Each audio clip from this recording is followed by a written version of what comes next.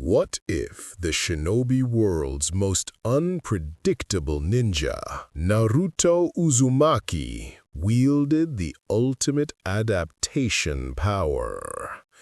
Imagine the chaos, the destruction, and the sheer impossibility of defeating a Naruto who evolves with every strike. Get ready to dive deep into a world where the impossible becomes reality. The night Naruto Uzumaki died for the first time, he was 6 years old. The alley behind Ichiraku's reeked of rotting garbage and stale sake. 3 men, drunk, angry, wearing the standard blue and gray of Konoha's civilian militia, had cornered him there after he'd accidentally painted the Hokage monument orange and purple. Their leader, a thick-necked brute named Takeshi, held a kunai that gleamed in the moonlight. "Demon brat," Takeshi snarled, driving the blade into Naruto's stomach. The pain was extraordinary. White-hot agony exploded through Naruto's core as the kunai punched through flesh and muscle. He felt the cold steel scrape against his spine. Blood, so much blood, poured from the wound, steaming in the cool night air. His legs buckled. The world tilted sideways. "I'm dying," Naruto thought distantly. "This is how I die." Then he saw it. Above his head, invisible to everyone but him, an 8-handled wheel materialized. It was ornate, ancient-looking, with strange symbols he couldn't read carved into its surface. The wheel wasn't quite solid. It flickered like a heat mirage, existing somewhere between reality and imagination. It began to turn. Click. The first rotation was slow, deliberate. As the wheel moved, something fundamental shifted inside Naruto's body. The pain didn't disappear. It transformed. His cells screamed and rewrote themselves. His flesh learned, his DNA adapted. The wound in his stomach began to close. Takeshi stumbled backward, eyes wide with alcohol-fueled terror. What the? Click. Second rotation. Naruto's body understood piercing damage now. Understood kunai. Understood steel.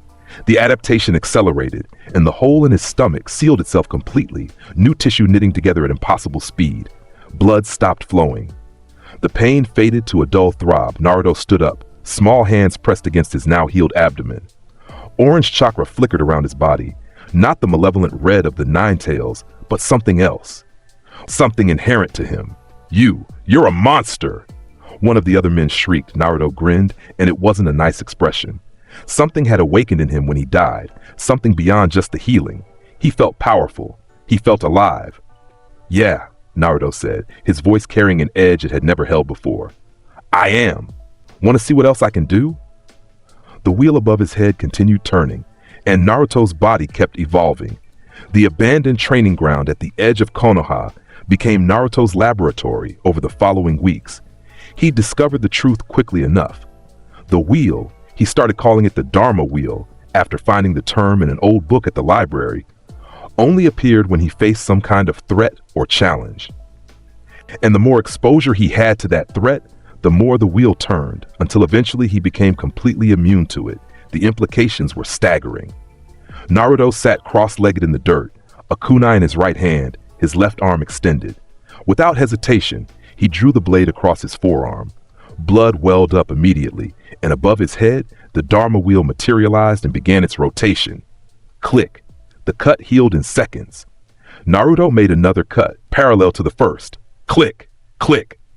"Come on," he muttered, watching the wheel spin faster with each injury. "Adapt. Learn. Make me stronger." By the 20th cut, the kunai couldn't even break his skin anymore. The blade skittered across his forearm like he was made of steel. Naruto laughed, a wild, slightly unhinged sound that echoed across the empty field.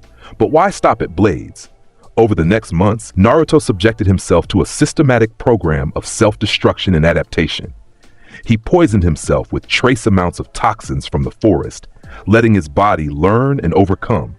He held his hand over candle flames until his Dharma wheel granted him resistance to heat. He dropped heavy weights on his feet, smashed his knuckles against trees, even deliberately triggered genjutsu traps in the forest of death. Each time, the wheel turned. Each time, he adapted. Each time, he grew stronger. The best part? Nobody knew. Nobody could see the Dharma wheel except him. To everyone else, he was just the dead last, the class clown, the idiot Jinchuriki who couldn't even perform a proper clone jutsu. Naruto intended to keep it that way.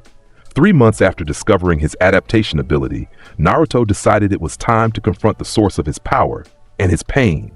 He sat in his apartment, a bowl of instant ramen growing cold beside him, and focused inward. He'd read about meditation in one of the scrolls he'd borrowed from the academy library. The key was to sink deep into your own chakra network, to find the center of your being. For a Jinchuriki, that center was always occupied. The world dissolved into darkness, and Naruto found himself standing in a massive sewer. Pipes dripped rusty water. The air smelled of copper and rage. A pull drew him forward, deeper into the twisted corridors of his own mind, until he stood before an enormous cage. Behind the bars, 2 massive red eyes opened. "Well, well," a voice like grinding mountains rumbled. "The warden finally comes to visit the prisoner." Naruto stared up at the 9-tailed fox, Kurama, the most powerful of the tailed beasts, the demon that had killed his parents and countless others. The creature was impossibly huge, each of its tails thicker than the Hokage Tower. "Hey there, furball," Naruto said, grinning without fear. "Want to dance?" Kurama's eyes narrowed. "What?" "You heard me," Naruto cracked his knuckles. "I came here to take your power, all of it, and I'm not leaving until I do." The fox's laughter shook the sewer, causing pipes to burst and water to spray everywhere. "You? A 6-year-old child? You think you can take anything from me?" "Yeah."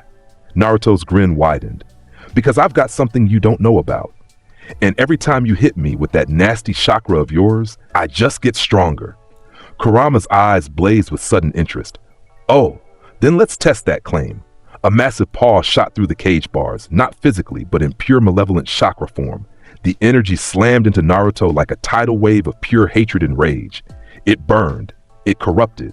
It tried to tear his chakra coils apart from the inside. Above Naruto's head, the Dharma wheel appeared and began spinning. Click, click, click. The pain was indescribable. Kurama's chakra was designed to destroy, to corrupt, to annihilate anything it touched. Naruto screamed, falling to his knees in the ankle-deep water. His skin bubbled. His eyes bled. His chakra network lit up with agony as the 9-tails power invaded every cell. But he didn't die. He adapted. Click, click, click, click. The wheel turned faster and faster, and Naruto's body learned. His cells rewrote their fundamental structure. His chakra coils expanded and reinforced themselves. The burning sensation gradually transformed into something else, something warm, something powerful. Naruto stood up, orange-red chakra now swirling around his body like a cloak. "That all you got?" he panted, blood dripping from his nose. "Hit me again." Kurama's eyes widened in genuine shock. You're absorbing my chakra?" "Not just absorbing." Naruto wiped the blood away, feeling strength flooding through his system. "I'm making it mine. Your chakra, your power. My body's learning to use it without the nasty side effects. So come on, Fox, give me everything you've got."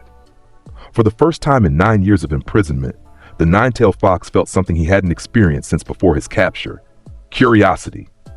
"You're insane," Kurama said, but there was a note of respect in the rumbling voice. "Yeah, probably." Naruto's grin was feral now. "But I'm also going to be the strongest shinobi who ever lived, and you're going to help me do it." The fox studied him for a long moment, then did something unprecedented. He smiled. Not a threatening gesture, but genuine amusement. "Very well, Warden. Let's see how far your adaptation can take you." Over the following hours, time moved differently in the mindscape. Kurama bombarded Naruto with increasingly powerful waves of his chakra. Each time, the Dharma wheel spun faster, and Naruto's resistance grew. By the end, he could stand in the full force of the 9-tails' malevolent energy without even flinching.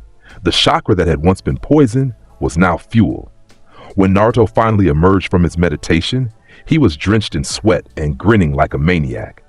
His chakra reserves had exploded to levels that would make most jonin weep with envy.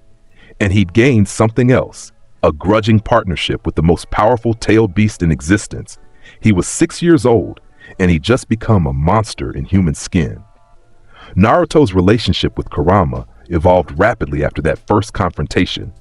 Unlike in some other timeline where trust would take years to build, Naruto had earned the fox's respect through sheer audacity and an ability that even the ancient tailed beast found fascinating. Kurama had seen countless humans over his long existence, but none who could adapt to his chakra. Who could take something designed to destroy and transform it into strength? You know, Kit, Kurama rumbled during one of their nightly conversations. You're either the bravest human I've ever met or the stupidest. Naruto, currently doing one-handed push-ups while rocks piled on his back, grunted a laugh. Why not both? Fair point. The training regimen Naruto developed for himself was brutal beyond anything a 6-year-old should endure. But with Kurama's chakra accelerating his healing and his Dharma wheel letting him adapt to increasingly severe physical trauma, he pushed his body to limits that would kill a normal person. Every morning before the academy, he ran. Not normal running. He strapped weights to his legs and sprinted through the forest of death, deliberately triggering traps and fighting wild animals. When a bear mauled him, his Dharma wheel turned until claws couldn't penetrate his skin. When he fell into a poison ivy patch, his body adapted until toxins rolled off him like water. His physical capabilities grew exponentially. Then came the academy, where he played the role of the class clown perfectly. He deliberately failed the clone jutsu, because who needed perfect clones when he was training his body to become an unstoppable force?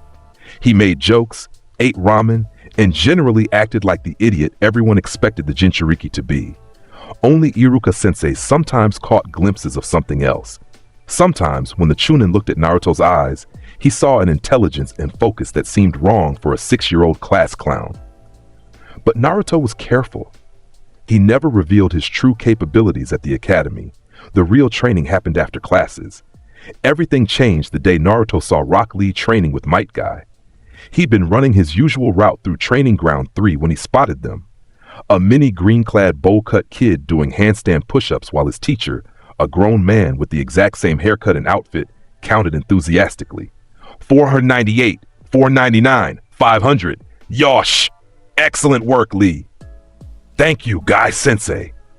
The two embraced, tears of passion streaming down their faces, and the sunset behind them seemed to glow with the power of youth. Naruto stopped mid-stride, mesmerized. He'd heard of Might Guy, the taijutsu specialist jonin who compensated for his inability to use ninjutsu or genjutsu with sheer physical prowess. Most people dismissed him as a weirdo, but Naruto, who'd been pushing his body to inhuman limits for months, recognized something else. Power. Real, devastating power, and he wanted it. Hey! Naruto shouted, jogging over to the bizarre duo. Bushy Brow Senior, teach me that! Guy turned, his teeth literally sparkling in the fading sunlight. Ah, a young student seeking the path of youth, but I'm afraid Lee and I are in the middle of... I'll do whatever training you give me, Naruto interrupted, his eyes burning with intensity that made Guy pause. Anything. I want to learn taijutsu. I want to get strong. Really, really strong. Lee looked offended. Guy-sensei's training is not for everyone. It requires dedication, passion, the flames of... I poisoned myself 17 times last month to build up my resistance, Naruto said flatly. I let bears maul me so I could learn to fight them better. I've broken every bone in my hands at least twice. Try me. Guy's expression shifted from theatrical to genuinely serious. He studied Naruto with the eyes of a true martial artist, and what he saw made him thoughtful. The Kit's not lying, Kurama observed from within. He can see it in your eyes. You've got that same crazy fire Lee does. Tell you what, Guy said finally. Complete my training regimen for 1 week. If you can keep up with Lee, I'll consider taking you on as a student. But I warn you, my training is not for the faint of heart. Naruto's grin could have lit up the village. When do we start? Right now, Guy and Lee shouted in unison. 500 laps around the village! On your hands! Go, go, go! As Naruto dropped into a handstand and began moving, he felt the Dharma wheel appear above his head. His body would adapt to this training, just like it adapted to everything else, and when it did, he'd become something extraordinary. Training with Guy and Lee was everything Naruto had hoped for and more. While Lee struggled with the regimen, he was dedicated, but he was still just a regular human kid. Naruto's adaptation ability let him progress at inhuman speed. What should have taken months took weeks. What should have taken weeks took days. Guy noticed, of course. It was impossible not to. Naruto, the Jonin said one evening, watching as the 7-year-old Naruto completed his 2000th push-up without even breathing hard. You're not normal, are you? Naruto froze. Then, carefully, he looked up at Guy. The Jonin's expression wasn't suspicious or hostile, just curious. "What gave it away?" Naruto asked quietly. "Lee's been training with me for 2 years. He can do maybe 500 push-ups before his muscles give out." Guy gestured at Naruto. "You've been training for 3 months, and you just did 2,000. Your body doesn't tire like a normal person's. You don't get injured, or if you do, you heal so fast I barely notice. And every week, you get stronger at a rate that defies normal human development." Naruto sat up, weighing his options. Kurama's voice rumbled in his mind. "The green beast is trustworthy. I can sense it. Besides, you'll need his knowledge if you want to master those gates he keeps talking about." "I've got a special ability," Naruto said slowly. "I can't tell you everything about it, but basically, my body adapts to whatever I put it through. Training, injuries, poison, anything. The more I do something, the better I get at it. Fast." Guy's eyes widened. "A Kekkei Genkai?" "Something like that," Naruto shrugged. "Nobody knows about it except you now. I'd like to keep it that way." The Jonin stroked his chin thoughtfully. Then he grinned. "Well then, if your body can adapt to anything, I know exactly what to teach you." That's how Naruto learned about the 8 gates. Guy explained it carefully. The 8 gates were 8 specific points in the chakra circulatory system that limited the flow of chakra through the body. By opening these gates, a shinobi could access enormous reserves of power, but at tremendous cost. Opening the gates damaged the body severely. Opening all 8 gates meant certain death. For a normal person, the gates are a last resort, Guy said seriously. But for someone whose body can adapt to the damage, Naruto's eyes lit up. I could use them without dying. Potentially, but it would take years of training to even open the first gate, and the adaptation process would be, let's start now. Guy laughed, that booming sound that echoed across the training ground. Yosh, that's the spirit of youth. But Naruto, you need to understand, opening the first gate, the gate of opening, requires you to remove the mental limiters that prevent you from using 100% of your body's strength. Most people can't do this without intense training because using your full strength tears muscles and shatters bones. Perfect, Naruto said, grinning. My body will adapt to that. And so the real training began. Opening the first gate took Naruto 2 months. Guy's method was systematic. Push the body beyond its normal limits, force it to access deeper reserves of strength, and train until opening the gate became second nature. For Lee, who trained alongside Naruto, this was a years-long process. For Naruto, whose Dharma wheel turned every time he pushed past his limits, it was much faster. The first time he successfully opened the gate of opening, Naruto was sparring with Lee. They were practicing the strong fist style that Guy had taught them, a taijutsu form focused on breaking bones and crushing opponents through raw power. Lee came at him with a spinning kick. Naruto blocked, but the force sent him skidding backward. His competitive nature flared. I need more power, he thought. More. He reached deep inside, finding that mental barrier Guy had described, and he shattered it. Gate of opening. Open. Chakra exploded through Naruto's system as the first gate released. His physical capabilities immediately jumped to several times normal human capacity. Above his head, the Dharma wheel appeared and began turning rapidly as his body struggled to handle the increased power flow. Naruto blurred forward at speeds that made Lee's eyes widen in shock. He appeared beside his training partner and delivered a palm strike to the chest that sent Lee flying 20 feet. Whoa! Naruto looked down at his hands, feeling the power coursing through him. This is amazing! Then the pain hit. His muscles screamed. His bones creaked. His chakra coils burned from the increased flow. This was exactly the kind of damage the gates were supposed to cause, the price of power. But the Dharma wheel kept turning. Click, click, click, click. Naruto held the first gate open, letting his body adapt to the strain. The pain gradually lessened as his muscles and bones reinforced themselves, as his chakra network expanded to handle the flow. After 10 minutes, the agony faded to a dull ache. After 20, he felt normal again. When he finally closed the gate, he immediately opened it again. The Dharma wheel spun faster. Guy watched with something approaching awe. Incredible. You're adapting to the strain in real time. Yeah, Naruto panted, grinning through the pain. And next time, it'll hurt less and less, until eventually, until it doesn't hurt at all, Guy finished. Naruto, do you understand what this means? If you can open the gates without consequence, if your body can adapt to survive even the 8th gate, I'd be unstoppable. Naruto's grin turned feral. So let's get to work. Over the following months, Naruto systematically opened and adapted to the first gate until he could activate it as easily as breathing. The power boost became his new baseline. His body had fundamentally evolved to handle the increased chakra flow and physical stress. Then they moved on to the second gate, the gate of healing. This gate, Guy explained, increased stamina and allowed the user to recover from fatigue faster. Opening it while the first gate was active doubled the user's strength again and turned their skin red from increased blood flow. The adaptation process repeated. Pain, Dharma wheel rotation. Gradual immunity.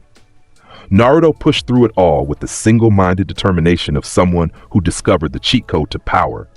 By the time he turned 8, Naruto could open the first 3 gates, opening, healing, and life, simultaneously without any negative effects. His physical capabilities in that state rivaled those of elite Jonin, and he was still just an academy student. He kept it all secret, of course. At the academy, he was still the dead last idiot. But in the training grounds, under Guy's enthusiastic instruction, he was becoming a monster. Iruka-sensei was getting suspicious. Naruto, the Chunin said after class one day, catching the blonde before he could escape. Why did you fail the clone jutsu exam again? Naruto scratched his head, playing dumb. Because I suck at it, sensei. You know that. Except you don't. Iruka crossed his arms. I've seen you use chakra control exercises perfectly when you think no one's watching. Your taijutsu katas are flawless. Your written tests show a deep understanding of shinobi theory. So why do you deliberately fail the practical exams? Crap, Naruto thought. He's smarter than he looks, Kurama observed unhelpfully. Naruto hesitated. Iruka was one of the few people who'd shown him genuine kindness. He hated lying to the man. If I showed my real skills, people would get suspicious, ask questions. I'm not ready for that attention yet. Iruka's expression softened. What are you hiding, Naruto? Something that would scare people, Naruto said honestly. Something that would make them treat me even worse than they already do. So I play the fool, and everyone underestimates me, and I get to train in peace. The Chunin studied him for a long moment. Then, surprisingly, he smiled. All right, I won't push. But Naruto, when you're ready to show the world what you can really do, it's going to be spectacular. Thanks, Iruka-sensei. Naruto's grin was genuine this time. Just wait. I'm going to be Hokage someday, and then everyone will have to acknowledge me. I believe you, Iruka said, and he meant it. That conversation marked a shift in Naruto's academy experience. Iruka stopped calling him out for his failures and instead started providing him with additional training materials on the side. Advanced theory scrolls, historical accounts of legendary battles, technical documents on chakra manipulation. Naruto devoured it all. His classmates remained oblivious. Sasuke Uchiha, the class prodigy, looked down on him with barely concealed contempt. Sakura and Ino ignored him in favor of fawning over Sasuke. Shikamaru thought he was too troublesome to bother with. Only Hinata seemed to see something else when she looked at him, but the shy girl was too nervous to ever approach. Let them underestimate him. When the time came to reveal his true strength, their shock would be all the sweeter. At 9 years old, Naruto could open 5 of the 8 gates. The 5th gate, the Gate of Limit, was appropriately named. Opening it pushed the user's body to the absolute peak of human capability. The power increase was enormous, but so was the strain. Normal users who opened the 5th gate risked permanent muscle damage and severe chakra depletion. Naruto's Dharma wheel had adapted to it after 3 months of intense training. This is insane, Guy said, watching Naruto move through a kata while maintaining the 5th gate. You're 9 years old, and you have the physical capabilities of an S-rank taijutsu specialist. Yeah, but I can't maintain it forever yet, Naruto said, closing the gates and panting slightly. I can hold the 5th gate for about 20 minutes before my chakra reserves start getting low.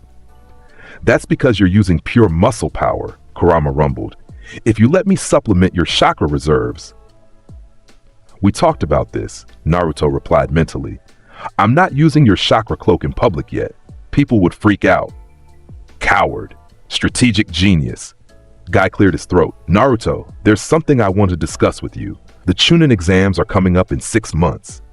Normally, academy students aren't eligible, but given your unique circumstances, I've spoken with the Hokage about making an exception.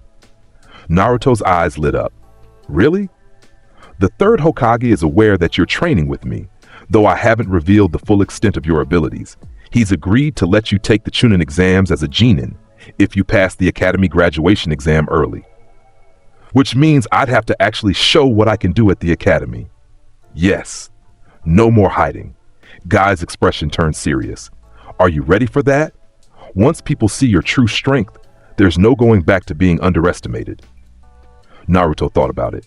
He'd spent 3 years building his power in secret, adapting to every challenge, pushing his limits. He'd befriended the nine-tailed fox, mastered 5 of the 8 gates, and developed physical capabilities that rivaled elite jonin. Was he ready to show the world? Hell yes, he said, grinning. Let's do it. The early graduation exam was scheduled for a week later. Naruto walked into the academy examination room to find Iruka and Mizuki waiting. The assembled academy students had been called to watch. The Hokage wanted to see how a student would perform under pressure. Sasuke sneered from the crowd. This is going to be embarrassing. The dead last trying to graduate early? Sakura giggled. He can't even do a clone jutsu. Naruto ignored them, focusing on Iruka. What do I need to do, sensei? Standard genin examination, Iruka said, though his eyes held a knowing glint. Demonstrate the 3 basic jutsu. Transformation, replacement, and clone. Then spar with Mizuki to demonstrate combat capability. That's it? That's it, Naruto shrugged. Easy. He performed the hand seals for the transformation jutsu. Transform! A perfect replica of Iruka appeared in a cloud of smoke. Not just visually perfect, but with matching chakra signature and presence. The watching students gasped. Replacement jutsu! Naruto swapped places with a training dummy across the room in an instant. The substitution so fast and smooth that several students didn't even see it happen. And now, clone jutsu! Naruto grinned. But that one's always been boring, so let me show you something better. Shadow clone jutsu! He made the cross-shaped hand seal, and the room exploded with smoke. When it cleared, 50 perfect copies of Naruto stood in formation, each one solid and independent. The crowd went dead silent. What? Sasuke stared in disbelief. That's a B-rank jutsu. How does the dead last know a B-rank jutsu? Mizuki recovered first. Impressive, Naruto. Now let's test your combat skills. The Chunin pulled out a pair of kunai and settled into a combat stance. Naruto dismissed his clones and did the same. But he didn't activate the gates yet. No need to reveal everything at once. Mizuki attacked first. A straightforward kunai slash aimed at Naruto's shoulder. Naruto ducked under it and countered with a palm strike to the ribs. Not hard enough to injure, but fast enough to make Mizuki's eyes widen. They exchanged blows for about 30 seconds. Mizuki was a trained Chunin, but Naruto had spent years adapting to combat, training with Guy and Lee, pushing his body to superhuman limits. Even without the gates, his speed and strength were superior. Finally, Naruto saw an opening. He swept Mizuki's legs, caught the falling Chunin, and gently placed him on the ground with a kunai to his throat. Done, Naruto announced. The examination room erupted in shocked conversation. Sasuke looked like someone had punched him. Sakura's mouth hung open. Even Shikamaru sat up straight, troublesome or not. Iruka was grinning. Naruto Uzumaki, by the authority vested in me by the Hokage, I declare you graduated from the academy.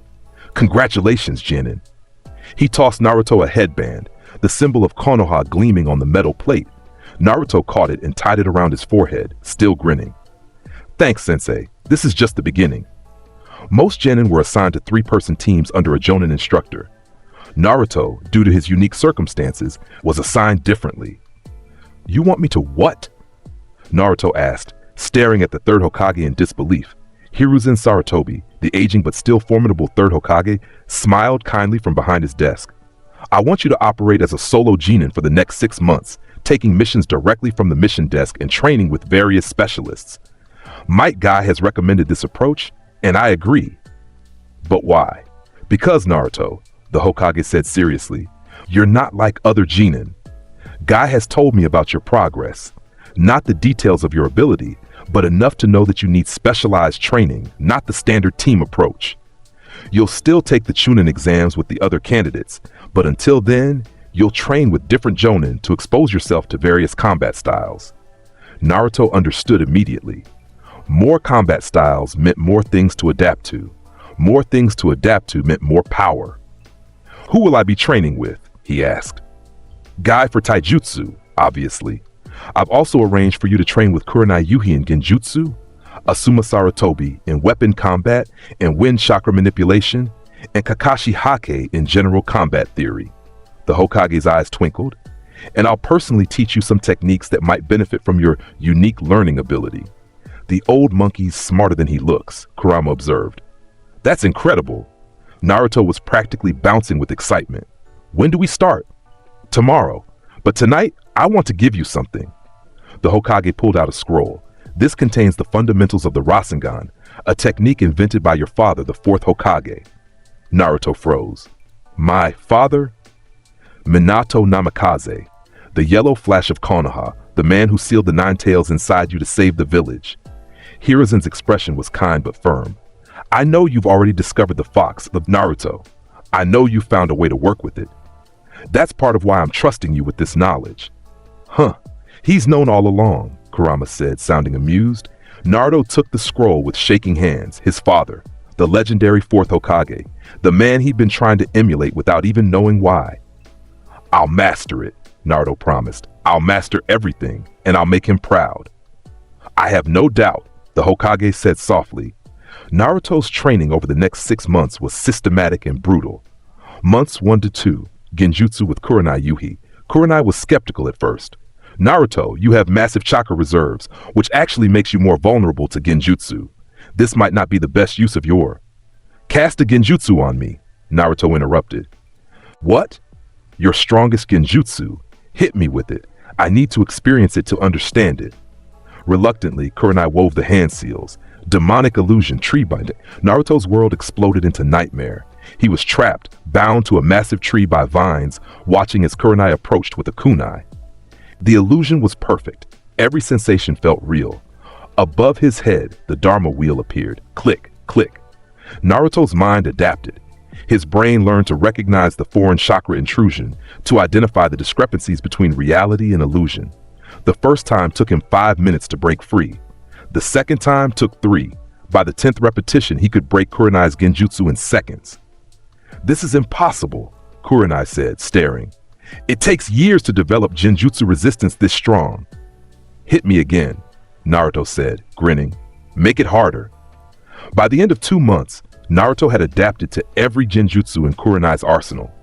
His mind had evolved to automatically detect and dispel illusions, and he'd even started developing his own basic genjutsu techniques, though he was nowhere near Kurenai's level as a caster. His understanding of the mechanics was exceptional. Months 3 to 4, Wind Chakra with Asuma. Chakra nature training is about understanding the fundamental properties of the element, Asuma explained, holding a leaf. Wind Chakra is about sharpness and cutting. Watch. He channeled chakra into the leaf and it split cleanly down the middle.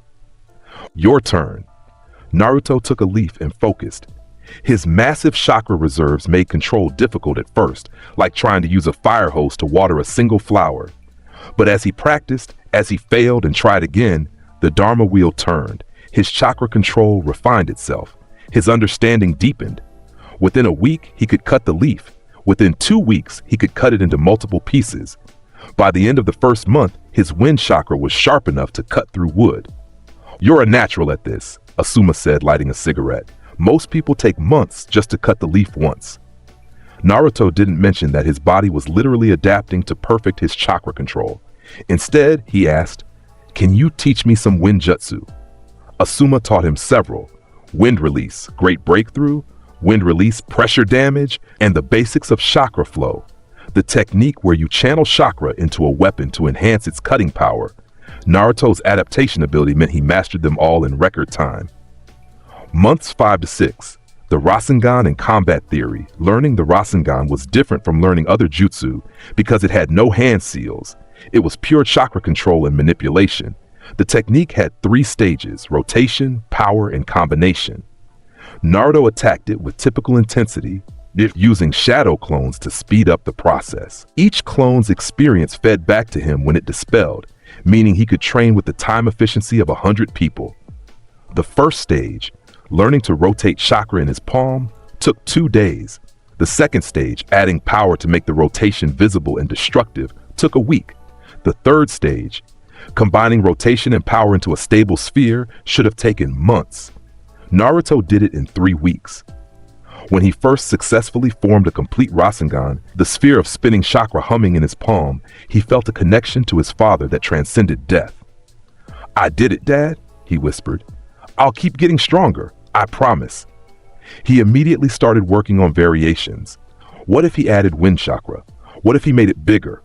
What if he combined it with the gates? The Chunin exams attracted genin from across the shinobi world. Naruto walked into the first exam, a written test designed to test information gathering, and immediately recognized it for what it was: a challenge to cheat without getting caught. He didn't need to cheat. He'd studied extensively over the past months, and his perfect memory, another benefit of his adaptation that he discovered, meant he knew all the answers. Still, he played along, using a shadow clone transformed into a fly to scout other people's papers. Not because he needed the answers, but because he wanted to practice in covert techniques. When the 10th question came, the psychological test where students had to choose between risking their team's failure or continuing, Naruto didn't hesitate. "I'm taking the question," he announced loudly, "and I'm going to pass because I never give up. That's my ninja way." Ibiki, the examiner, smirked, confident. "I like that. All right, everyone who stayed, you pass."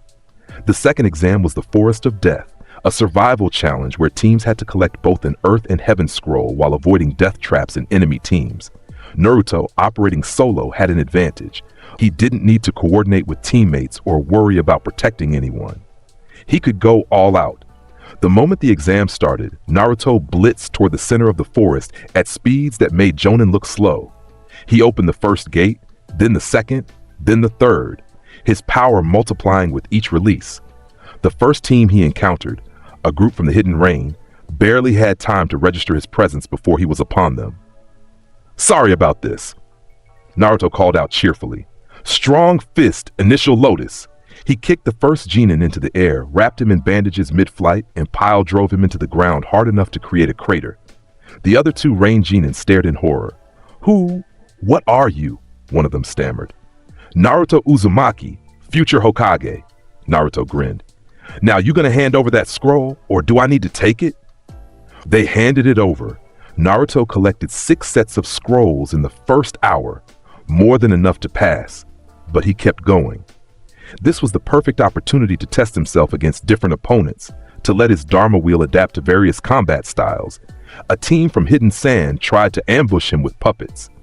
Naruto dodged the poison needles, adapted to the puppet user's patterns, and dismantled the puppets with wind-enhanced kunai. A team from Hidden Sound used genjutsu and sound-based attacks. Naruto's mind, already adapted to genjutsu from training with kurenai, broke free easily. He countered with a Rasengan to the ground that created a shockwave, disrupting their formation.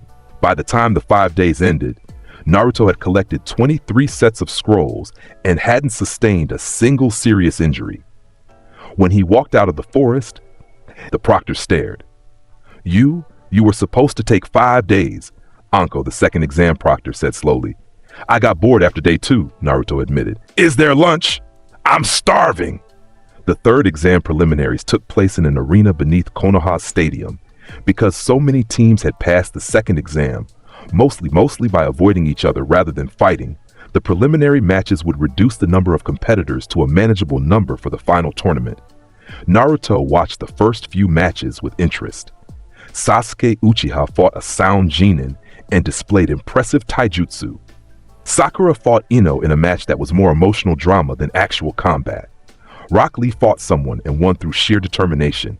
Then the board displayed Naruto Uzumaki vs. Kiba Inuzuka. Kiba grinned confidently as they faced off on the arena floor. "I've been waiting for this, Naruto. Time to show everyone that I'm the real." First gate, open. Second gate, open. Third gate, open. Naruto's chakra exploded outward as he opened 3 gates simultaneously. His skin flushed red from increased blood flow. His muscles bulged with power. The ground cracked under his feet. Kiba's confident expression died. What the? Naruto vanished. He reappeared behind Kiba, moving faster than the Inuzuka could track. One precise strike to the back of the neck, and Kiba crumpled. The entire match lasted 3 seconds. Hayate, the proctor, coughed in surprise. Winner, Naruto Uzumaki. The crowd erupted in shocked conversation. In the viewing area, Kakashi's visible eye widened. Those were the gates, but he's so young, and he opened 3 of them like it was nothing. "Yosh, that's my student!" Guy shouted, tears of pride streaming down his face. The power of youth burns bright in him. Naruto closed the gates and walked off the arena floor, waving at the crowd. He caught sight of Sasuke staring at him with an expression somewhere between shock and fury. Good, Naruto thought. Let him see what real power looks like. His next match was against a genin from Hidden Grass. That one lasted 5 seconds. Naruto opened the 4th gate and ended the fight with a single Rasengan to the stomach, pulled at the last second to avoid killing the guy.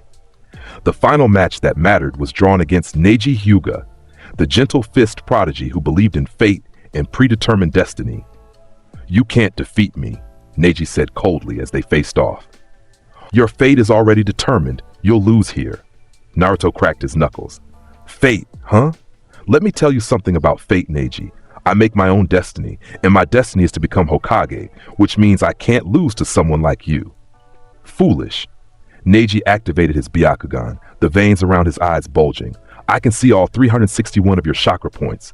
I can see your chakra network. I can see that you're about to." 5th gate open. Naruto's power erupted to S-rank levels. The sheer pressure of his chakra made the air vibrate. Neji's Byakugan showed him Naruto's chakra network flooding with power, the gates opening one after another like flowers blooming. "That's impossible," Neji whispered. "No one can open 5 gates without." Naruto moved. He was so fast that even the Byakugan could barely track him. He appeared in front of Neji and delivered a punch that the Hyuga barely blocked with a rotation technique. The impact sent Neji sliding backward, his hands numb from the impact. "How about this?" Naruto said, forming a Rasengan in his right hand while maintaining the 5th gate. Wind release, Rasengan. He'd been working on this variation, adding his wind nature to the Rasengan to increase its cutting power. The result was a technique that screamed like 1,000 birds as it spun. Neji tried to dodge, but Naruto was too fast. The enhanced Rasengan slammed into Neji's shoulder, spinning him like a top before launching him across the arena. The Hyuga hit the wall hard enough to crack it and slumped down, unconscious. Naruto closed the 5th gate and took a deep breath. The power drain was significant, but his enhanced chakra reserves, courtesy of Kurama, meant he could still fight multiple more times at that level. Winner, Naruto Uzumaki, Hayate announced. The arena had gone completely silent. Then slowly, the applause started. It built into a roar as the audience, many of whom had never seen a genin display such overwhelming power, showed their appreciation. In the Hokage's viewing box, Hiruzen smiled. "Well, Naruto, you certainly know how to make an impression." Between the preliminaries and the finals, participants were given a month to prepare. For Naruto, this meant one thing: master the 6th gate. The gate of view was different from the previous 5. Opening it allowed the user to perform the morning peacock, a technique where rapid punches created fireballs from air friction. But more importantly, it represented a threshold. Jonin who could open 6 gates were rare. Shinobi who could open 6 gates without dying were rarer still. Naruto intended to make it his new baseline. "Are you sure about this?" Guy asked, watching Naruto prepare for another training session. "The 6th gate is where the damage starts becoming critical, even with your adaptation." "I've adapted to worse," Naruto said confidently. "Besides, I've got a secret weapon." "He means me," Kurama rumbled, sounding amused. "I'll keep his body stable while he adapts. The kids figured out that my chakra accelerates his healing." "Just be careful," Guy said seriously. "I don't want to explain to the Hokage why my student died during training." Naruto opened the first 5 gates in sequence, a process that now took him less than a second and caused 0 discomfort. Then he reached for the 6th. 6th gate, gate of view, open. The power surge was immense. Green energy exploded around Naruto's body, so intense that it was visible even to those without chakra sensing. His muscles swelled to the point where his clothes strained. His eyes glowed with power and the pain. The Dharma wheel appeared, spinning so fast it became a blur. Naruto's body was being torn apart from the inside by the sheer force of the chakra flowing through it. His muscles tore, his bones creaked, his blood boiled. But Kurama's chakra flooded his system, healing the damage as fast as it occurred. And with each second the Dharma wheel turned and his body adapted. Naruto threw a punch at the air, moving so fast that friction ignited it. A fireball shot forward and exploded against the training ground wall. "Morning Peacock!" Guy shouted excitedly. "You did it on the first try!" Naruto threw a rapid series of punches, each one creating a fireball. The combined impact looked like a peacock spreading its flaming tail, hence the technique's name. When he finally closed the sixth gate after holding it for 5 minutes, Naruto collapsed to his knees, panting heavily. "That was intense," he admitted. "You're insane," Kurama said, "but you did it. Your body is already starting to adapt." Over the following weeks, Naruto repeated the process daily. Open the sixth gate, hold it, let his body adapt. Each time, the pain lessened. Each time, he could maintain it longer. By the end of the month, he could hold all 6 gates open for 15 minutes without significant damage. He also worked on combining his techniques. Rasengan with the gates open became massively more powerful. Wind release techniques gained devastating cutting power when enhanced by gate-multiplied chakra. He even created new combinations, like using the gates to accelerate his shadow clones to ridiculous speeds, then having them all attack with Rasengan simultaneously. When the finals began, Naruto Uzumaki was ready to show the world what he could really do. The stadium was packed for the Chunin exam finals. Thousands of spectators from across the shinobi world had gathered to watch the next generation of ninja compete. Feudal lords sat in special boxes.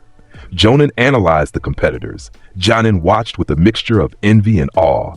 In the center of it all, standing on the arena floor, was Naruto Uzumaki. His first match was against a Jonin from Hidden Stone who'd entered the exams to test the new generation. The match was supposed to be a demonstration. Let the experienced Jonin show the young Jonin what real combat looked like. It lasted 10 seconds. Naruto opened the sixth gate, hit the Jonin with a morning peacock that turned the arena floor into a crater, and walked away while the medical team carried his unconscious opponent off on a stretcher. The crowd went wild. His second match was against Tamari of the Sand. The wind user tried to keep him at a distance with her giant fan, but Naruto simply powered through her strongest wind techniques with the gates open. His wind-enhanced Rasengan shattered her fan and knocked her out in a single hit. "Ladies and gentlemen," the announcer shouted, "Naruto Uzumaki advances to the finals!" The final match, the championship bout, was against Sasuke Uchiha. The last Uchiha had impressed throughout the tournament with his Sharingan-enhanced combat and a technique he'd copied from Kakashi, the lightning blade called Chidori. He stood across from Naruto with his Sharingan active, lightning crackling around his hand. "I'm going to prove I'm stronger than you," Sasuke said coldly.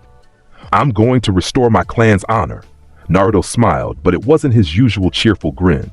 This was the smile of someone who knew a secret that others didn't. "Sasuke," Naruto said quietly, "you're strong. I respect that, but you're not ready for what I've become." "We'll see about that." "Chidori," Sasuke charged, his lightning-enhanced hand trailing electricity. The Sharingan tracked Naruto's movements, predicting his dodge. Adjusting the attack angle, Naruto didn't dodge. Seventh gate. Gate of Wonder. Open. The explosion of power shook the entire stadium. Blue aura erupted around Naruto as he opened the seventh gate for the first time in public. This was beyond anything he'd shown before. Power that made the air itself scream. The ground beneath his feet didn't just crack, it pulverized into dust. Sasuke's Chidori hit Naruto square in the chest. The lightning dissipated harmlessly. The Dharma wheel, invisible to everyone but Naruto, spun rapidly as his body instantly adapted to the electrical attack. Within a second, he was completely immune. "My turn," Naruto said. He moved faster than the Sharingan could perceive. One moment he was standing still. The next, he was behind Sasuke with a Rasengan pressed against the Uchiha's back. "Do you surrender?" Naruto asked quietly. Sasuke's face went through several emotions: shock, fury, denial, and finally, grudging acceptance. I surrender. Naruto released him and powered down, closing all 7 gates in sequence. The blue aura faded, leaving him standing in the center of a completely destroyed arena floor. Winner of the Chunin exams, Naruto Uzumaki. The crowd's roar was deafening. They chanted his name, a sound that echoed across Konoha. The boy who'd been hated, who'd been called demon and monster, was now being celebrated as a hero. In the Hokage's box, Hiruzen stood and smiled. It seems we have a new Chunin, and perhaps one day, a new Hokage. Naruto looked up at the old man and grinned, giving him a thumbs up. He'd done it. He'd shown the village his strength, and this was just the beginning. The celebration didn't last long. During the awards ceremony, as Naruto was receiving his Chunin vest from the Hokage, the attack began. Feathers of genjutsu rained down on the stadium, putting most of the audience to sleep.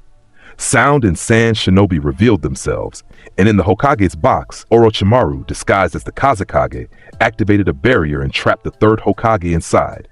Naruto, immune to the genjutsu thanks to his adapted mind, immediately assessed the situation. "Gramps," he shouted, seeing the barrier. "Stop the invasion, Naruto." Hiruzen called back. "I'll handle Orochimaru." "The snake bastard," Kurama growled. "Kit, you need to help the old man." "I know, but the village can handle the invasion. But Orochimaru is planning something bad. I can smell his cursed jutsu from here." Naruto made a decision. He created 100 shadow clones with a single hand seal. "Listen up," he ordered his copies. 50 of you help evacuate civilians. 50 of you engage the enemy forces. Use the gates if necessary, but don't reveal the 7th gate unless absolutely needed. Go." The clones dispersed, and Naruto turned his attention to the barrier. He could see inside. Hiruzen was already fighting, using techniques Naruto had never seen before. But Orochimaru was doing something else, something that made Naruto's instincts scream danger. Summoning jutsu, impure world reincarnation. 2 coffins rose from the ground inside the barrier. The lids fell away, revealing 2 figures that made the 3rd Hokage's face go pale. The 1st Hokage, Hashirama Senju. The 2nd Hokage, Tobirama Senju. Reanimated corpses, their eyes empty and soulless, under Orochimaru's control. "No," Naruto whispered. "He's using the dead as weapons." Hiruzen was skilled, but he was old. Fighting 2 of the most powerful Hokage in history, while also battling Orochimaru, was too much, even for him. Naruto made another decision. "Kurama," he said mentally, "I need your full power, all of it." "About damn time, kid. Let's show these bastards what a real Jinchuriki can do." Naruto closed his eyes and reached deep inside himself, not to his chakra reserves, but to the seal that held the 9 tails. The Dharma wheel appeared above his head. 8 gates formation. He began opening the gates in sequence, faster than ever before. 1st gate, open. 2nd gate, open. 3rd gate, open. 4th gate, open. 5th gate, open. 6th gate, open. 7th gate, open. The blue aura of the 7th gate blazed around him, but he didn't stop there. "Kurama, now!" Orange-red chakra erupted from Naruto's body, mixing with the blue aura of the gates. The combination created something new, a purple-blue energy that radiated power beyond anything a genin should possess. The barrier around the Hokage flickered as Naruto's chakra pressure affected it. "Summoning jutsu!" Naruto bit his thumb and slammed his hand onto the ground. He'd signed the Toad contract months ago during training with one of the Sannin who'd visited Konoha, Jiraiya, who'd been impressed by Naruto's capabilities. An enormous toad, Gamabunta, the Toad boss, appeared in a cloud of smoke. "What the? Naruto?" Gamabunta looked down at the tiny genin standing on his head. "Kid, what's going on? And what's with this insane chakra pressure?" "I need you to break that barrier," Naruto said, pointing at the purple wall containing the Hokage. "Can you do it?" Gamabunta saw the reanimated Hokages, saw Orochimaru, and understood immediately. "Hang on, kid. This is gonna be rough." The massive toad drew his sword and brought it down on the barrier with all his strength. The impact, combined with Naruto feeding wind-enhanced chakra into the blade, shattered the barrier like glass. Inside, Hiruzen was being pressed back by the 2 reanimated Hokages. Orochimaru laughed. "It's no use, Sensei. You can't defeat them without." Wind release, Rasen Shuriken. The shout came from Naruto, who jumped from Gamabunta's head and was now falling toward the fight. In his hand, a Rasengan had transformed into something else, a spinning shuriken of wind chakra that screamed loud enough to hurt ears. It was incomplete, unstable, and probably would damage his arm from the backlash. But with the seventh gate active and Kurama's chakra healing him, Naruto didn't care. He threw the Rasen shuriken at the reanimated second Hokage. The technique hit like a natural disaster. The wind chakra shredded everything it touched at a cellular level, tearing the reanimated body apart. The first Hokage moved to block, but Naruto was already there with another Rasen shuriken. "I won't let you use the dead as puppets," Naruto roared, his voice carrying across the battlefield. These were heroes who protected the village. They deserved better than this. The second Rasen shuriken destroyed the first Hokage's reanimated form. Orochimaru stared in shock. "You, a genin, destroyed 2 Hokages? Impossible." "Chunin, actually," Naruto corrected, grinning despite the pain in his arms. "I just got promoted, remember?" Hiruzen used the opening Naruto had created. Shadow Clone Jutsu! Multiple copies of the Hokage surrounded Orochimaru, each one forming hand seals. Summoning Jutsu. Reaper Death Seal. "No!" Orochimaru's eyes widened. "You wouldn't. That jutsu kills the user." "For my village," Hiruzen said calmly, "I would give anything." The shikigami appeared, a massive, ghostly figure visible only to those involved in the jutsu. Its hand reached through Hiruzen and grabbed Orochimaru's soul, but Naruto had learned about this technique. He knew what it did, and he refused to accept losing the old man who'd been kind to him. "No." Naruto created a shadow clone and had it grab Hiruzen. "You're not dying today, Gramps. I won't allow it." He channeled Kurama's chakra into Hiruzen's body, using the fox's overwhelming power to disrupt the Reaper Death Seal. The Shinigami's grip loosened slightly. Just enough. "Break!" Naruto commanded, and the Dharma wheel above his head spun wildly as his body adapted to the very concept of death-related jutsu. The Reaper Death Seal shattered. Orochimaru, having lost his arms but kept his life, retreated with his remaining sound forces. The invasion crumbled without their leader. Sand Shinobi, learning that their Kazekage had actually been killed by Orochimaru weeks ago, ceased fighting and withdrew. In the aftermath, as the sun set over a damaged but intact Konoha, Naruto stood beside an exhausted but alive Hiruzen Sarutobi. "You saved my life," the Hokage said quietly.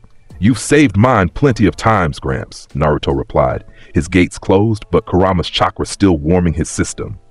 "This just makes us even." The third Hokage smiled and put a hand on Naruto's shoulder.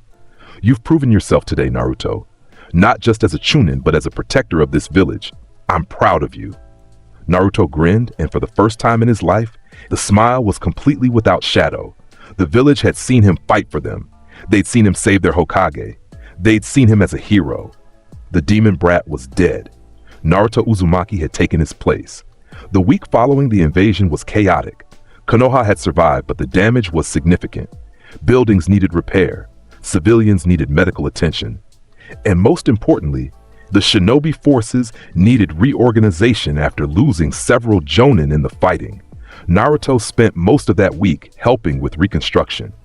His shadow clones made him a one-man work crew, and his enhanced strength from the gates training meant he could lift debris that would require multiple people normally. He didn't have to do it.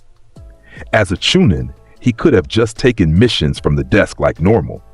But he wanted to help, and more importantly, he wanted people to see him as someone who cared about the village. It worked.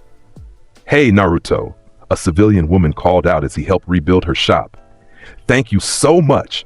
My husband was in the stadium. He said you saved a lot of lives during the evacuation." "No problem," Naruto replied cheerfully, his shadow clones hauling wooden beams into place. "That's what shinobi do, right? Protect people." The woman smiled, a genuine warm smile with no fear or hatred behind it. "You're a good boy, Naruto. We're lucky to have you." Those words meant more to Naruto than any technique or power could. But not everyone was pleased with his sudden prominence. Sasuke Uchiha avoided him completely, the Uchiha's pride wounded by how easily Naruto had defeated him in the finals. Some of the older shinobi, those who'd lost friends and family to the Nine Tails years ago, still looked at him with suspicion. And then there was Danzo Shimura. The old warhawk cornered Naruto one evening as he was heading home from training. "Naruto Uzumaki," Danzo said, his visible eye cold and calculating. "We need to talk about your unique abilities." Naruto tensed. He'd never liked Danzo. The man radiated the kind of ambition that didn't care who got hurt along the way. What about them? Naruto asked carefully. You displayed power during the invasion that no chunin should possess. The seventh gate, Jinchuriki chakra, advanced wind techniques. Danzo stepped closer. Those abilities make you a valuable asset to the village. I could train you properly, help you reach your full potential in service of Konoha. He wants to turn you into a weapon, Kurama growled. I can smell his intentions. He sees you as a tool, not a person.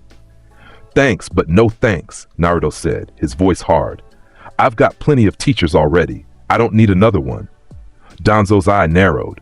You're making a mistake, boy. Power without proper guidance leads to disaster. Then it's a good thing I've got the Hokage guiding me, Naruto shot back. Now if you'll excuse me, I've got training to do. He walked away, feeling Danzo's gaze boring into his back. That was going to be a problem eventually. But for now, Naruto had more important things to focus on. Being a chunin opened up access to more difficult and interesting missions. Naruto's first B-rank mission as a solo chunin was to investigate reports of bandits attacking caravans near the border of Fire Country. The mission parameters suggested approximately 20 bandits with basic combat training. He found 37, including 3 missing 9 from various villages. The fight lasted 3 minutes. Naruto opened the 4th gate, no need to reveal his full power for bandits, and proceeded to systematically dismantle the entire group. The missing nin tried to fight back with jutsu, but Naruto's adapted resistance to various chakra types made most of their techniques ineffective. When he returned to Konoha with all the bandits bound and the missing nin ready for interrogation, the mission desk attendant stared. You completed a B-rank solo mission in 1 day? The bandits weren't that strong, Naruto said, shrugging. Can I get another mission? I'm not tired yet. Word spread quickly that Naruto Uzumaki was not just powerful, he was efficient. Mission completion rates that would make Jonin jealous. No injuries, no complications, just results. But more importantly, Naruto was using these missions to continue his adaptation training. He deliberately sought out missions that would expose him to new techniques, new environments, new challenges. A mission to the land of water? Perfect opportunity to adapt to water-based jutsu. A mission tracking a rogue medical nin? Great chance to learn about poisons and antidotes. A mission dealing with a jutsu specialist terrorizing a village? Excellent training for his mental defenses. Each mission made him stronger. Each adaptation expanded his capabilities. And all the while, he kept his true power, the Dharma wheel, his adaptation ability, completely secret. 3 months after the invasion, Jiraiya of the Sannin returned to Konoha. The legendary shinobi had heard about Naruto's performance during the Chunin exams and the invasion. He'd heard about the boy who could open 7 gates, who'd learned the Rasen Shuriken, who'd somehow disrupted the Reaper Death Seal. He needed to meet this kid. So you're Naruto, Jiraiya said, studying the 13-year-old Chunin who stood before him. Minato's son. You've got his eyes. Naruto's breath caught. You knew my dad? Knew him? Kid, I trained him. Minato was my student, one of the best I ever had, and from what I've heard, you might be even better. That began a training relationship that would change everything. Jiraiya taught Naruto things that even the Hokage couldn't: advanced sealing techniques, spycraft, information gathering, and most importantly, how to control and utilize the Nine-Tails chakra more effectively. The key, Jiraiya explained during one training session, is cooperation. The fox is powerful, but if you just try to take its power, you'll always be fighting yourself. You need to work together. We already do, Naruto said. Kurama and I have an understanding. Jiraiya's eyes widened. Kurama? You named it? He figured out my name months ago, Kurama said, amused. The kid's smarter than he looks. Naruto grinned. Kurama's not just a power source. He's my partner. Right, Furball? Damn right, kid. Now ask the pervy sage about Sage Mode. Sage Mode? Naruto repeated aloud. Jiraiya nearly choked on his sake. How do you know about Sage Mode? Kurama mentioned it. What is it? The Sannin studied Naruto thoughtfully. It's an advanced technique that lets you gather natural energy and combine it with your chakra. It massively enhances your physical abilities, gives you new jutsu, and provides enhanced sensory perception. But it's incredibly difficult to learn and dangerous if done wrong. Naruto's eyes lit up. Teach me. Kid, most people can't learn Sage Mode. It takes months just to sense natural energy, years to use it safely. I'm not most people, Naruto interrupted, and I've got something that will help me adapt to it faster than anyone else. He still didn't explain the Dharma Wheel, but Jiraiya was starting to suspect that Naruto had some kind of learning or adaptation ability beyond just talent. All right, Jiraiya said finally. But we're doing this properly. First, you need to sign the Toad contract officially. I know you already did it during the invasion, but we're making it ceremonial. Then we're going to Mount Myoboku, where the Toads will teach you Sage Mode properly. When do we leave? Tomorrow. Pack for a long trip, kid. This is going to take a while. Naruto grinned. Another challenge. Another opportunity to adapt and grow stronger. Perfect. Mount Myoboku was a realm apart from the normal world. Giant toads lived there, some as large as buildings. The air itself was thick with natural energy, the power that Sage Mode drew upon. And at the center of it all sat the great Toad Sage, an ancient being who trained both Jiraiya and Naruto's father. So the massive toad croaked, studying Naruto with ancient eyes. You're Minato's boy, and Jiraiya's new student, and a Jinchuriki, and someone who can apparently open 7 of the 8 gates. 8, actually, Naruto corrected. I figured out the 8th gate last week. Jiraiya spat out his sake. What? I haven't used it in combat yet, Naruto explained. It's still too dangerous. Even with my healing factor and Kurama's help, opening the gate of death could kill me.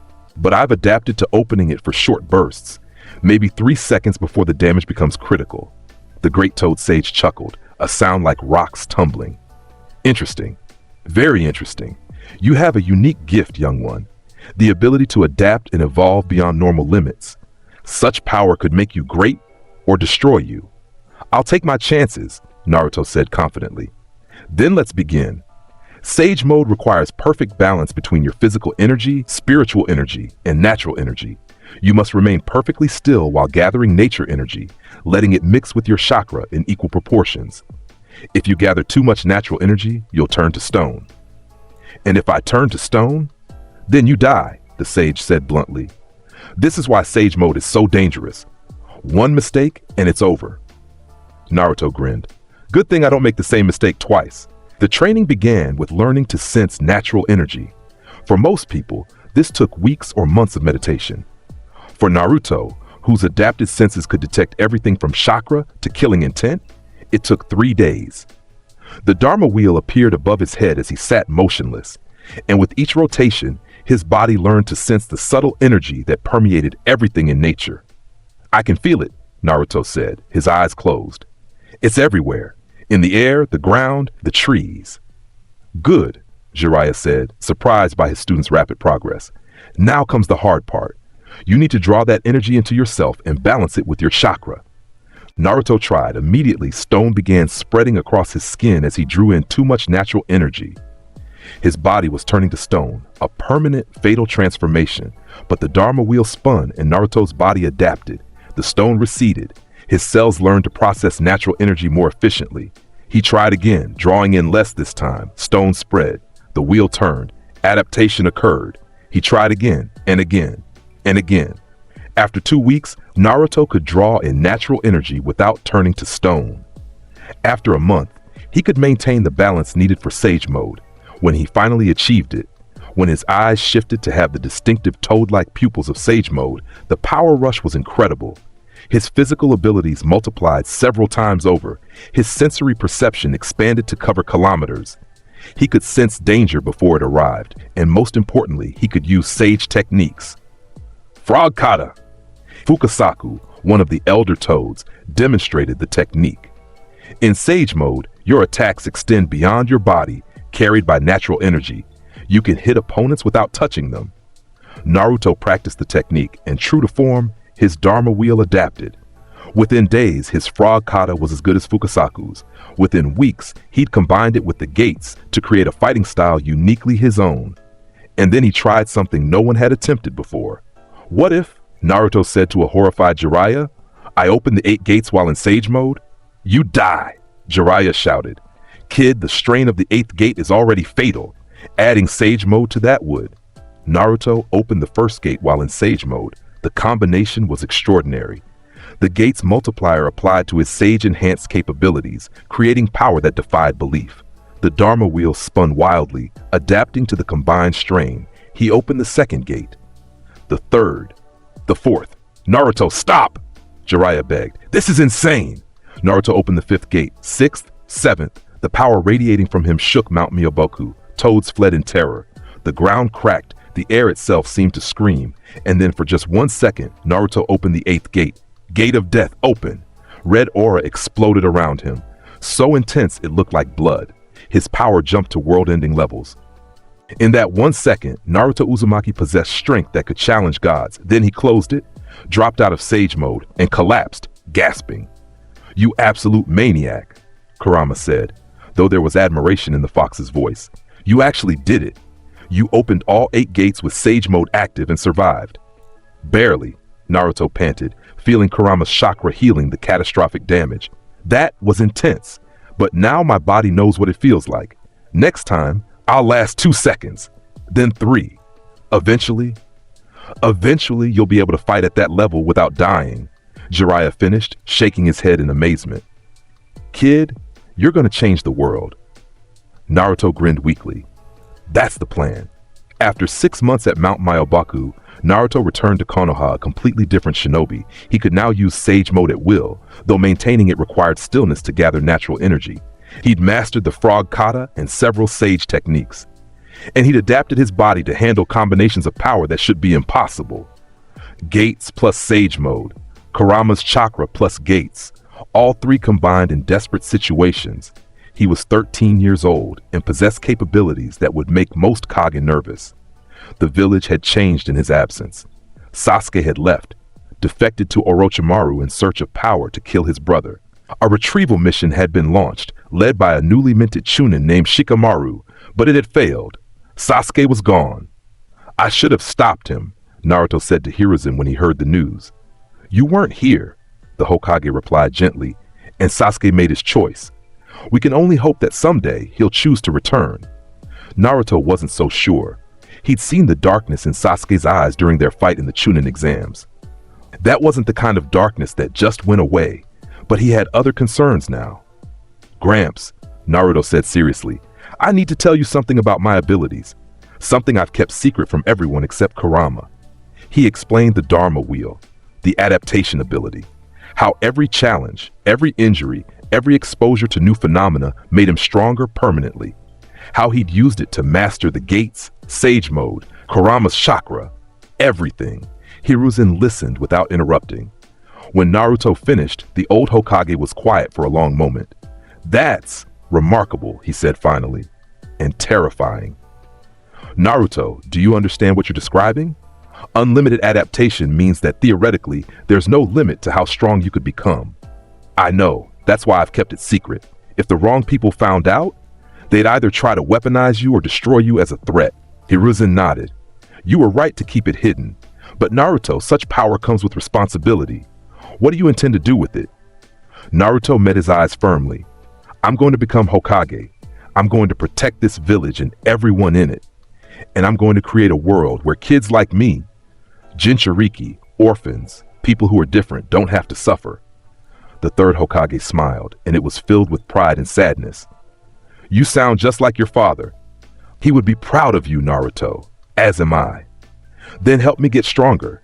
There are still threats out there. The Akatsuki, Orochimaru, other villages who might attack. I need to be ready for all of it."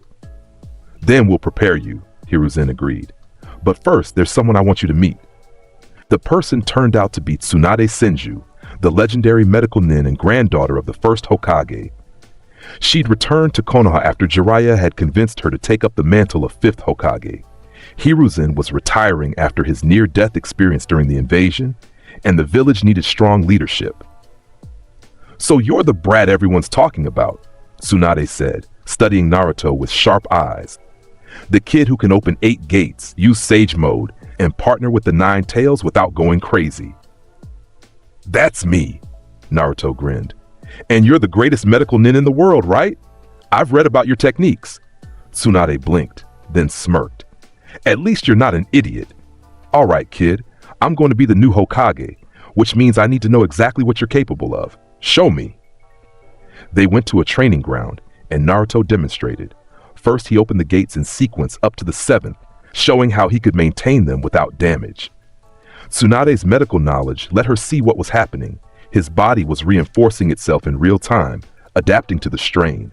Then he activated Sage Mode, and Tsunade's eyes widened at the perfect energy balance. Finally, he combined them, 5th gate plus Sage Mode, and moved through a kata so fast and powerful that the training ground's trees exploded from the shockwaves. Incredible, Tsunade breathed. Your body shouldn't be able to handle this. The cellular damage alone should kill you. But somehow, I adapt, Naruto said simply.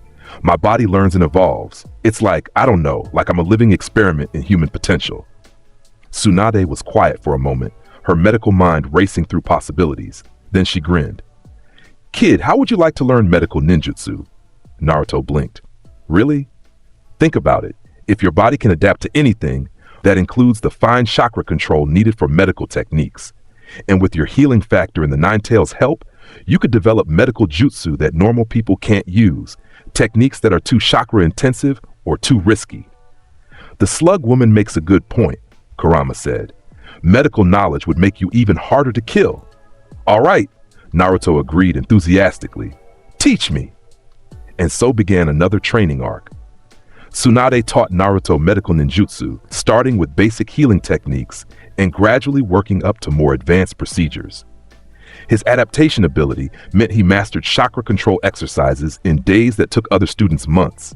But more than that, Tsunade taught him about the human body, about pressure points, vital organs, how to kill efficiently or heal miraculously. Knowledge that, combined with his combat skills, made him even more dangerous. 6 months later, Naruto had achieved a level of medical skill that rivaled Jonin medics. He could heal severe injuries in the field, counteract most poisons, and even developed a technique that used his adaptive healing to purge foreign chakra from wounded allies. News of the Akatsuki came slowly but persistently. They were hunting Jinchuriki, people like Naruto who had tailed beasts sealed inside them. 2 members had attacked Gaara in the Sand Village, attempting to extract the one-tailed Shukaku. Gaara had survived, but barely. They're after you too, Tsunade said grimly in a mission briefing. These aren't random missing nin. They're S-rank criminals, some of the most dangerous shinobi alive, and they want the Nine Tails. Naruto smiled, and it wasn't a nice expression. Let them come. I've been getting stronger for years. I've been waiting for a real challenge. Careful, Kit, Kurama warned. Overconfidence gets you killed. I'm not overconfident. I'm prepared. Naruto looked at Tsunade seriously. What do we know about them? 2 members attacked Gaara, Deidara, an explosion specialist, and Sasori, a puppet master. Intel suggests there are at least 8 more members, all S rank or higher. Their leader is someone called Pain, who supposedly has the Rinnegan. Naruto's eyes widened. The Rinnegan? The legendary dojutsu of the Sage of Six Paths? That's what reports say, which means this Pain is either absurdly powerful or very good at faking it. Either way, he's dangerous. Naruto thought for a moment. We need to be proactive. Waiting for them to attack puts us on the defensive. We should hunt them instead. Tsunade shook her head. Too risky. We don't know enough about their capabilities. Then let me gather information. I'm a sensor now, thanks to Sage Mode. I can track them, learn their patterns, maybe even take out some of the weaker members before they realize I'm hunting them. I like this plan, Kurama said. Aggressive. Smart, risky, but calculated. Tsunade considered it. You'd need a team. Even you can't fight S-rank criminals alone. I work better solo, Naruto argued. A team would just slow me down or get caught in the crossfire. No. Tsunade's tone left no room for argument. You're strong, Naruto, but you're not invincible. Take at least one partner on reconnaissance missions. That's an order from the Hokage. Naruto sighed but nodded. Fine. Who do you recommend? Someone who can keep up with you and has complementary skills. I'm assigning you to work with Kakashi Hatake on this. His Sharingan and experience with the Akatsuki will be valuable. So Naruto found himself partnered with the famous copy ninja. Kakashi Hatake was everything the rumors suggested. Skilled, experienced, and perpetually late to everything. But he was also sharp, perceptive, and recognized immediately that Naruto was far beyond a normal chunin. So, Kakashi said during their first meeting, You're the kid who can open all 8 gates and use Sage Mode. Mind showing me? Naruto demonstrated, opening the 5th gate and activating Sage Mode simultaneously. The combined power made Kakashi's visible eye widen. That's impressive. And you can maintain this for how long? About 30 minutes before my chakra reserves start running low, Naruto said. Longer if Kurama supplements my chakra. Kurama being the Nine Tails, I assume. Kakashi studied him thoughtfully. You've accomplished in a few years what most shinobi don't achieve in a lifetime. What drives you? I want to protect people, Naruto said simply. Everyone who's weak, who's different, who's been hurt by the world. I want to be strong enough that I can protect all of them. That's my ninja way. Kakashi smiled behind his mask. You sound like someone I used to know. All right, Naruto, let's go hunt some Akatsuki. Their first target was Hidan, an Akatsuki member known for his immortality and Jashin worship. Intel suggested he was operating in the land of hot water, conducting rituals and leaving destruction in his wake. Kakashi and Naruto tracked him for 3 days before finding him. Hidan was in the middle of a ceremony, standing in a ritual circle, impaled with spikes, laughing maniacally as he killed a bound civilian. Hey! Naruto shouted. That's enough! Hidan turned, his eyes wild. Oh, more sacrifices for Lord Jashin? How thoughtful! He charged with his triple-bladed scythe, moving faster than his appearance suggested. Kakashi moved to intercept, but Naruto was faster. First gate, open. Second gate, third gate, open. Naruto met Hidan's charge head-on, catching the scythe blade with his bare hand. The edge cut into his palm, drawing blood, but the Dharma wheel appeared and spun. Click, click, click. Within seconds, his body had adapted to the scythe's cutting edge. The blade couldn't even scratch him anymore. What the fuck? Hidan yelled. How are you doing that? My turn. Naruto ripped the scythe from Hidan's hands and tossed it aside. Then he hit Hidan with a Rasengan to the chest. The attack sent the Akatsuki member flying, but he got up laughing. That hurt, but I'm immortal, you brat. You can't kill me. Maybe not, Kakashi said, forming hand seals. But we can seal you. Lightning blade. While Naruto kept Hidan busy with taijutsu, Kakashi prepared a sealing technique. It took 10 minutes of combat. Naruto opened more gates as needed, adapted to Hidan's curse technique when the Akatsuki member tried to use it, before they finally had him restrained. Sealing Jutsu Earth Prison. Kakashi slammed his hand down, and the ground opened up, swallowing Hidan into an earthen tomb that would keep him imprisoned indefinitely. Naruto stood over the sealed location, panting slightly. One down. How many more? At least 7, Kakashi said. But Naruto, that was reckless. You let him cut you just to adapt to his weapon? It worked, didn't it? Naruto grinned. Besides, now I'm immune to scythe wounds. Every fight makes me stronger. Kakashi sighed. You're going to give me gray hair. More gray hair. But privately, the copy ninja was impressed. Naruto fought with a combination of overwhelming power and tactical intelligence that was rare in someone so young. If he kept growing at this rate, the Akatsuki wouldn't stand a chance. Between Akatsuki hunts, Naruto continued training. He worked on combining his various abilities in new ways. Sage Mode plus the 8th gate for brief bursts of world-ending power. Medical ninjutsu enhanced by Kurama's healing chakra. Wind release techniques amplified by gate-enhanced strength. He also started developing his own original jutsu. If I can combine the Rasengan with Sage Mode chakra, Naruto theorized to Jiraiya during one training session, and then enhance it with the gate's multiplier.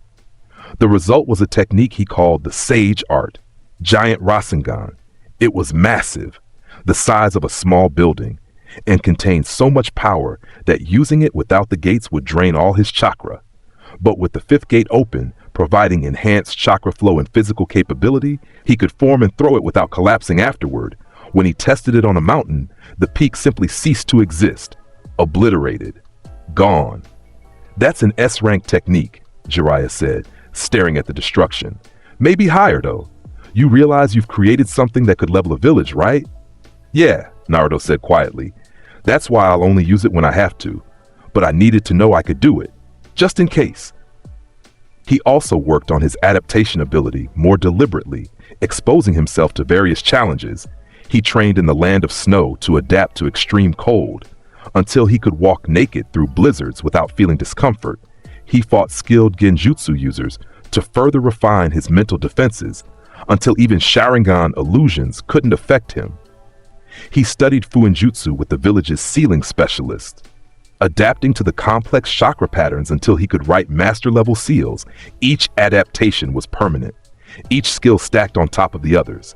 Naruto was becoming something unprecedented, a shinobi with no weaknesses, constantly evolving, always growing stronger. "You know what you're becoming, right?" Kurama asked during one of their mental conversations. "What?" "The perfect weapon, the ultimate shinobi, something that can't be defeated through normal means." The fox's voice was thoughtful. "The question is, what will you do with that power when you have it?"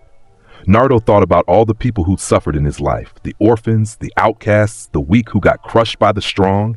He thought about his dream of becoming Hokage. "I'll change the world," he said finally. "Make it better, safer, a place where strength protects instead of dominates." "Good answer, Kit. Let's make it happen." As Naruto approached his 15th birthday, he had become a legend. The other villagers whispered about him. The boy who could open all 8 gates and survive, who had mastered Sage Mode at an age when most shinobi were still learning basic jutsu, who had hunted Akatsuki members and won. Konoha's enemies feared him, its allies respected him, and its citizens, those who'd once called him demon, now called him hero. But the biggest challenge was yet to come. Pain, the leader of the Akatsuki, finally made his move. Not against Naruto directly, but against Konoha itself. 6 bodies, all with the Rinnegan, all controlled by one mind, attacked the village. The 6 paths of pain were devastating. Each body had unique abilities: gravity manipulation, summoning massive creatures, absorbing chakra, mechanical weapons, soul extraction and resurrection. Konoha's defenses crumbled, Jonin fell, buildings collapsed, civilians died, and Naruto arrived. He'd been on a mission when the attack started, but the moment he felt the massive chakra signatures in the village, he'd rushed back, moving at speeds that made sound barriers irrelevant. "Pain!" Naruto's voice boomed across the battlefield as he landed in the ruined village center. "I'm what you're after, right? The 9 tails? Well, here I am." The 6 bodies of pain turned to face him, their Rinnegan eyes cold and identical. Naruto Uzumaki, the Diva Path, spoke, his voice echoing with power. "Surrender the 9 tails, and we will spare what remains of your village." Naruto's response was to activate Sage Mode. Orange markings appeared around his eyes. His pupils became toad-like. Natural energy flooded his system, and his sensory abilities expanded to cover the entire battlefield. "Sage Mode," the Diva Path observed, impressive for one so young, but insufficient. Then Naruto opened the gates. First gate, open. Second gate, open. Third gate, open. Fourth gate, open. Fifth gate, open. Sixth gate, open. Seventh gate, open. Blue aura exploded around his sage-enhanced body. The power was so immense that the ground beneath him turned to powder. The air itself seemed to warp from the pressure. The 6 paths of pain hesitated, the first time they'd shown uncertainty. "Now," Naruto said, his voice carrying across the ruined village, "let's see how your Rinnegan handles this." 8th gate, Gate of Death, open. Red aura replaced blue. Naruto's power jumped to levels that defied mortal comprehension. In this state, enhanced by Sage Mode, with Kurama's chakra ready to heal him, he possessed strength that could challenge gods, and he would need every bit of it. The battle that followed would be spoken of for generations. Naruto moved so fast that even the Rinnegan could barely track him. He hit the Asura path, the mechanized body with an evening elephant, a technique normally only accessible through the 8th gate. The barrage of supersonic punches, each one creating a shockwave shaped like an elephant's foot, completely obliterated the path. The animal path tried to summon creatures, but Naruto destroyed each one with a single Rasengan before they could fully materialize. The human path attempted to extract his soul, but Naruto's adapted body, reinforced by years of resistance training, rejected the technique. He grabbed the path's arm and threw him into the Prita path, the chakra-absorbing body, so hard that both crumpled. The Naraka path, which could resurrect the other bodies, became his next target. Naruto used Frog Kata to extend his strikes beyond physical reach, hitting the path from angles it couldn't defend against. That left only the Deva path, the strongest of the 6 paths, wielding gravity manipulation. Almighty push! The Deva path sent a massive repulsive force at Naruto. In the 8th gate, Enhanced by Sage Mode, Naruto simply powered through it. The force that should have sent him flying couldn't even slow him down. He formed a Rasengan. But not just any Rasengan. This was the culmination of all his training, all his adaptation, all his power. Sage Art, massive Rasengan barrage. Naruto created 1,000 shadow clones in an instant. Each one formed a Rasengan. And then, moving with 8th gate speed, they all attacked simultaneously from every direction. The Deva Path tried to use Almighty Push again, but the technique had a cooldown period. He couldn't defend against all 1,000 Rasengans at once. The barrage hit like a natural disaster. When the dust cleared, the Deva Path was destroyed, and the real pain, Nagato, controlling the bodies from a hidden location, was revealed. Naruto appeared before the emaciated man, his 8th gate aura fading as he dropped back to just Sage Mode and the 7th gate. "It's over," Naruto said. Nagato stared at him with his real Rinnegan eyes. You defeated all 6 paths. Alone, how?" "Because I never stopped getting stronger," Naruto said. "Because I've adapted to every challenge, overcome every limit, and because I refuse to let anyone hurt my village." Nagato was quiet for a long moment. Then, surprisingly, he smiled. "You remind me of who I used to be before the pain changed me." He coughed blood. "Naruto Uzumaki, perhaps you can do what I couldn't. Perhaps you can bring real peace to this world." "I will," Naruto promised. "I'll change this world, make it better. That's my ninja way." Nagato nodded slowly. Then he used the last of his strength to perform one final jutsu, the Outer Path, Samsara of Heavenly Life technique. "This jutsu can resurrect the dead." Nagato whispered. "I'll use it to bring back everyone who died today. Consider it my atonement." The technique activated, and across Konoha, the dead began to breathe again. Jonin who'd fallen in battle opened their eyes. Civilians who'd been killed stood up, confused but alive. Nagato collapsed, having used the last of his life force. Naruto stood over his body, feeling a mixture of sadness and respect. An enemy had become an ally in his final moments, choosing redemption over revenge. "Rest now," Naruto said quietly. "Your pain is over." The invasion was over. Konoha was damaged but alive. And Naruto Uzumaki stood in the ruins, having proven himself not just as a warrior, but as a protector. Tsunade found him there, standing in what used to be the village center. "You saved us all," she said simply. Again. Naruto smiled, but it was tired. He'd closed all the gates after the fight, and even his enhanced body felt the strain of using the 8th gate for so long. "Just doing my job as a shinobi of Konoha," he said. "It's more than that." Tsunade put a hand on his shoulder. "You've become what the first Hokage was in his time, the strongest shinobi in the world. The question is, what will you do with that strength now?" Naruto looked out over the village, seeing people beginning to rebuild already. He saw children playing in the rubble, shinobi helping civilians, life continuing despite the destruction. "I'll keep getting stronger," he said finally, "because there are still threats out there. Sasuke with Orochimaru, the remaining Akatsuki, other villages that might attack. I need to be strong enough to protect everyone." "And after that?" Tsunade asked. "When you've defeated all the threats, when you're so strong that nothing can challenge you, what then?" Naruto thought about it, thought about his dream of becoming Hokage, thought about all the people he'd met, all the lives he'd touched. "Then I'll use that strength to build something better," he said.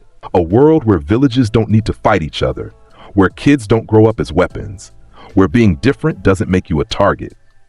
He looked at Tsunade and grinned. "Sound impossible?"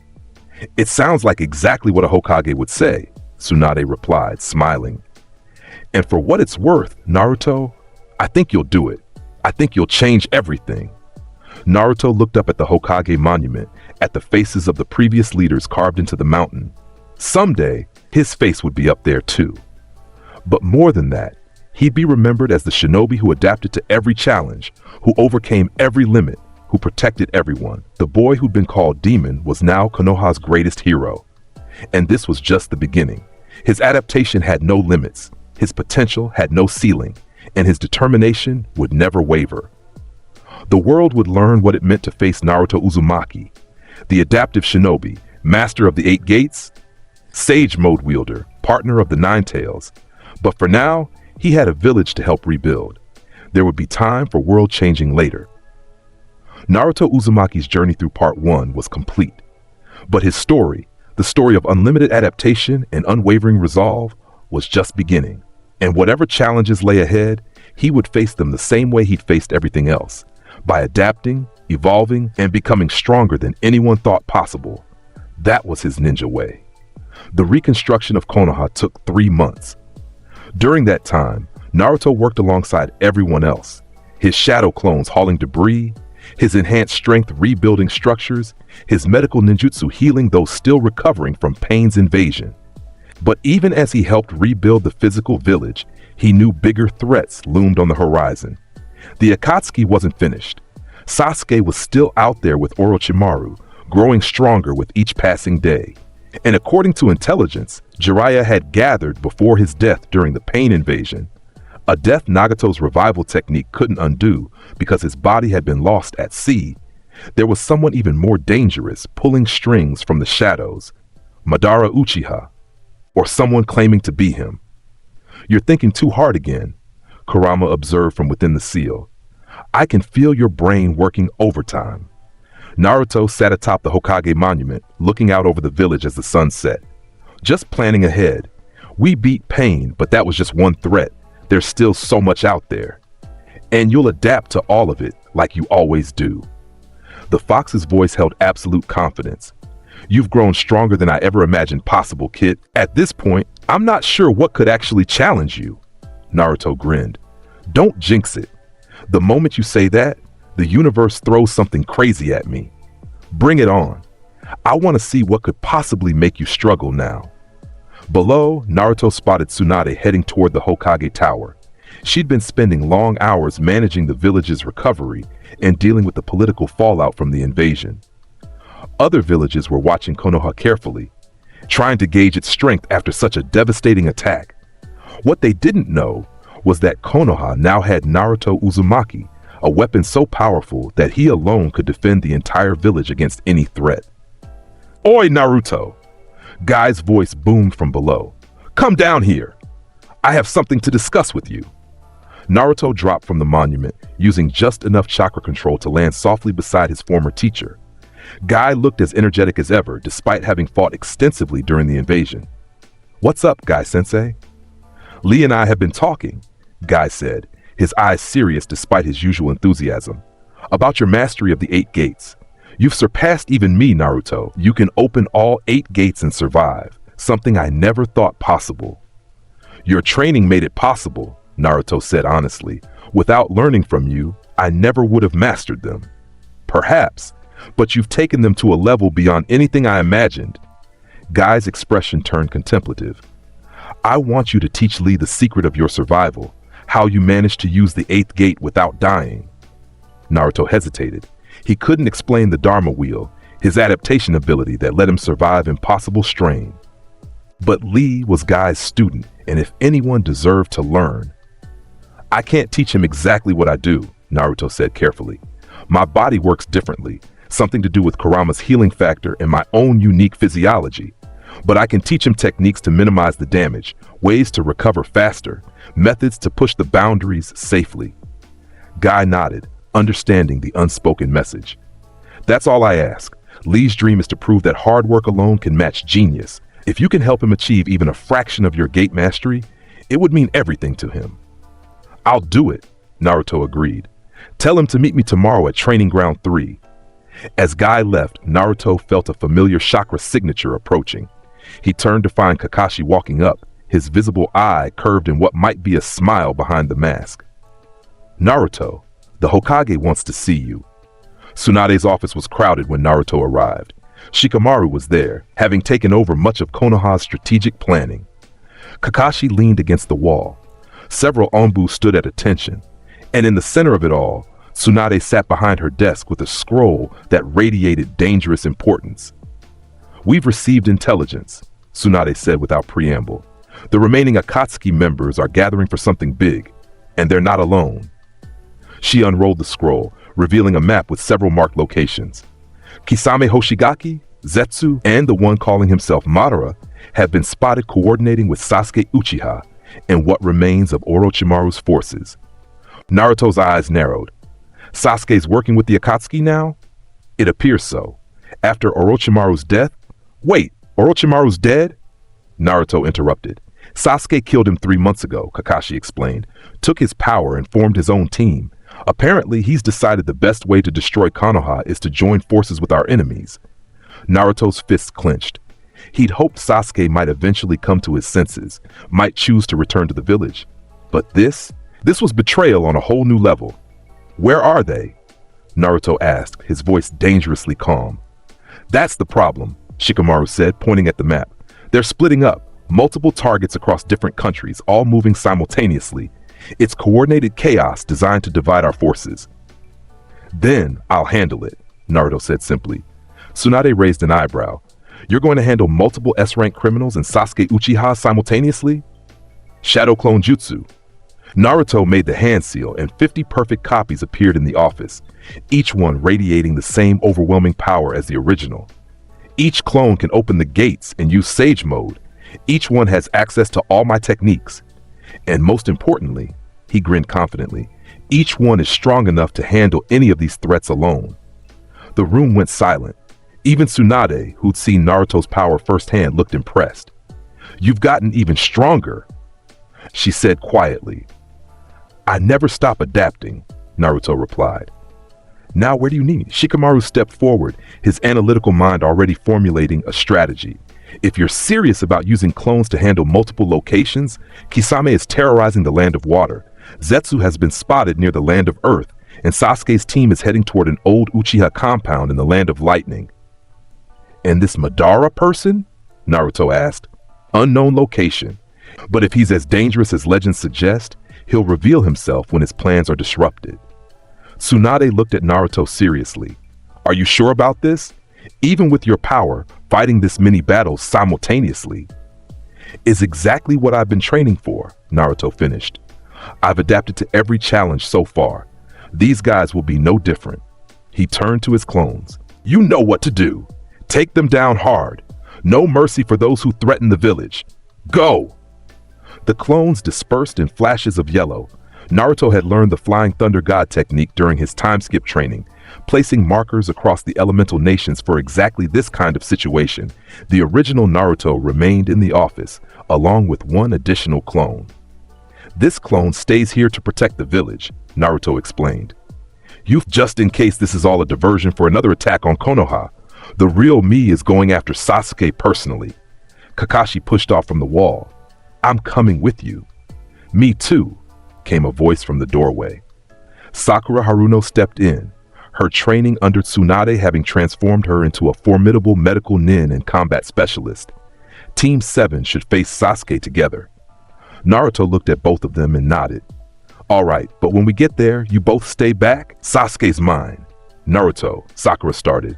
No arguments. His voice was firm but not unkind. Sasuke's grown stronger training under Orochimaru. His Sharingan has probably evolved, and he's desperate enough to ally with the Akatsuki. I won't risk either of you getting hurt when I can handle this alone. Kakashi studied him for a moment, then sighed. Fine, but we're coming as backup, whether you think you need it or not. Fair enough, Naruto grinned. Let's go bring our teammate home, one way or another. The Land of Water was experiencing an unusual drought. At least, the area where Kisame had been operating was. The shark-like Akatsuki members stood in what used to be a large lake, now completely dry, surrounded by the corpses of several water country shinobi. Naruto's clone appeared in a flash of yellow. Kisame Hoshigaki, the clone said, dropping into a combat stance. Your rampage ends here. Kisame grinned, showing his shark-like teeth. Oh? The Nine-Tails brat himself? I've heard about you. Defeated Pain, mastered the 8 gates, partnered with your tailed beast. You're quite the celebrity. And you're about to be a cautionary tale. The clone opened the first gate, then the second, then third, fourth, and fifth in rapid succession. His power exploded outward, so intense that water began seeping back into the dry lake bed from underground sources, drawn by the pressure of his chakra. Kisame's grin widened. Now that's interesting. Let's see how you handle this. Summoning jutsu. A massive shark made of water materialized, its jaws wide enough to swallow buildings. Kisame merged with it, his body transforming as he became one with the summoning. Water release, Great Shark Bullet Jutsu. The water shark charged, absorbing chakra from everything it touched. It was one of Kasame's most dangerous techniques. The more chakra an opponent used, the stronger the shark became. Naruto's clone didn't care. 6th gate open. 7th gate open. Blue aura exploded around him as he opened 2 more gates. The power surge was so immense that it created a shockwave that split the reforming lake water. The clone charged straight at the shark, not bothering with jutsu or chakra techniques. Instead, he used pure physical force. His fist connected with the shark's nose, and the Dharma wheel appeared above his head. Click, click, click. His body adapted to the chakra absorption technique in seconds. The shark tried to drain his power, but found it couldn't. Naruto's chakra had evolved to resist absorption. Impossible! Kasame's voice echoed from within the shark. My technique absorbs all chakra. It's never failed. First time for everything, the clone said cheerfully, then proceeded to punch the massive shark construct to pieces. Each strike was faster than sound, each impact releasing shockwaves that cratered the ground.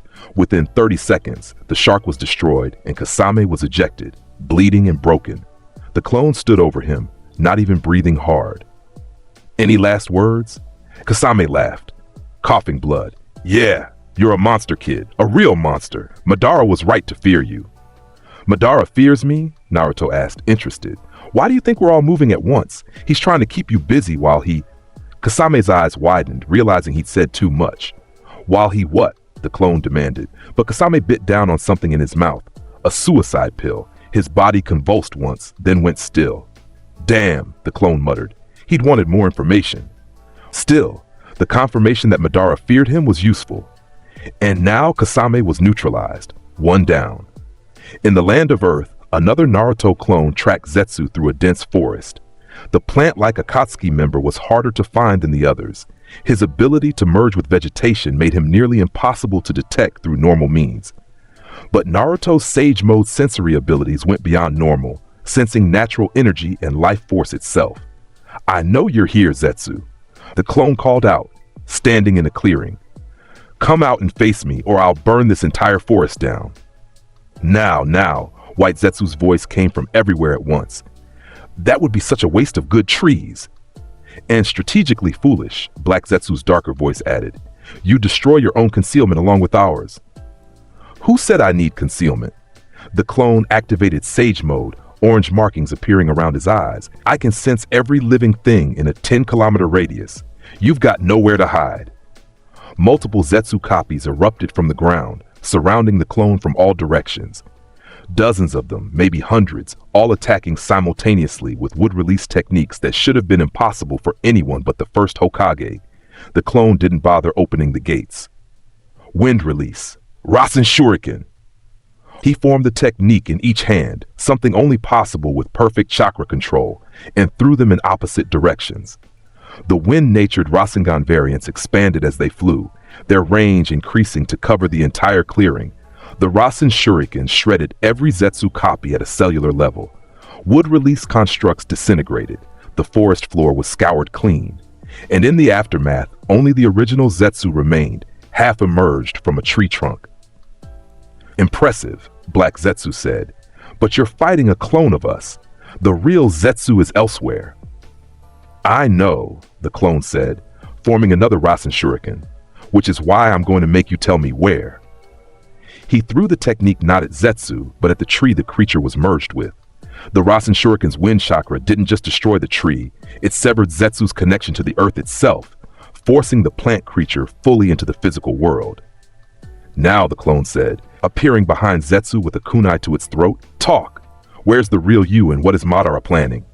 White Zetsu laughed nervously. We don't know much. Honest, Madara doesn't tell us everything. But we know enough, Black Zetsu added, its voice calculating. The Moon's Eye plan. Infinite Tsukuyomi. He's going to trap the entire world in an eternal genjutsu. The clone's eyes widened. That's insane. And impossible. No genjutsu can affect the entire world at once. Not with normal methods, Black Zetsu agreed.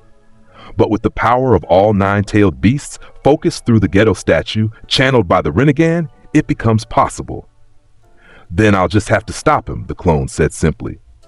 You can try, Black Zetsu said. But there's something you should know about Madara, or rather about the one calling himself Madara. He's not who you think he. The clone's head snapped up, sensing a massive surge of chakra from the direction where the real Naruto was heading. The battle with Sasuke had begun. "We'll finish this later," the clone said, and before Zetsu could react, he used a sealing jutsu to trap the creature in a chakra-infused crystal. "You're coming back to Konoha for interrogation." 2 down. The old Uchiha compound in the Land of Lightning was abandoned, its buildings crumbling with age and neglect. But chakra signatures blazed within, powerful, hostile, and familiar. Naruto, Kakashi, and Sakura arrived via Flying Thunder God, appearing at the compound's entrance. Immediately, they were met by 3 figures. Suigetsu Hazuki, wielding a massive sword made of water. Jugo, his body partially transformed by a curse mark. And Karin, a sensor type with chakra chains visible around her arms. "Sasuke's expecting you," Suigetsu said, grinning. "He's inside, but you'll have to get through us first." "Stand aside," Naruto said, his voice cold. "I don't want to hurt you, but I will if you get in my way." "Big words from..." Suigetsu started, but Naruto moved. He appeared in front of the water user so fast that even Kakashi's Sharingan barely tracked it. One punch, not even using the gates, sent Suigetsu flying through 3 buildings. Jugo roared and charged, his curse-marked form growing larger, more monstrous. Naruto caught his punch with one hand and didn't even budge. "You're strong," Naruto acknowledged, "but not strong enough." He twisted Jugo's arm, used his momentum against him, and slammed the larger man into the ground hard enough to create a crater. Then, before Jugo could recover, Naruto hit him with a Rasengan that knocked him unconscious. Karin tried to bind him with her chakra chains, but the Dharma wheel appeared and spun. Click. His body adapted to the binding technique instantly. The chains shattered like glass. "Sorry," Naruto said, appearing behind her and tapping a pressure point that knocked her out cleanly. "But I'm in a hurry." The entire encounter lasted 15 seconds. Kakashi and Sakura stared.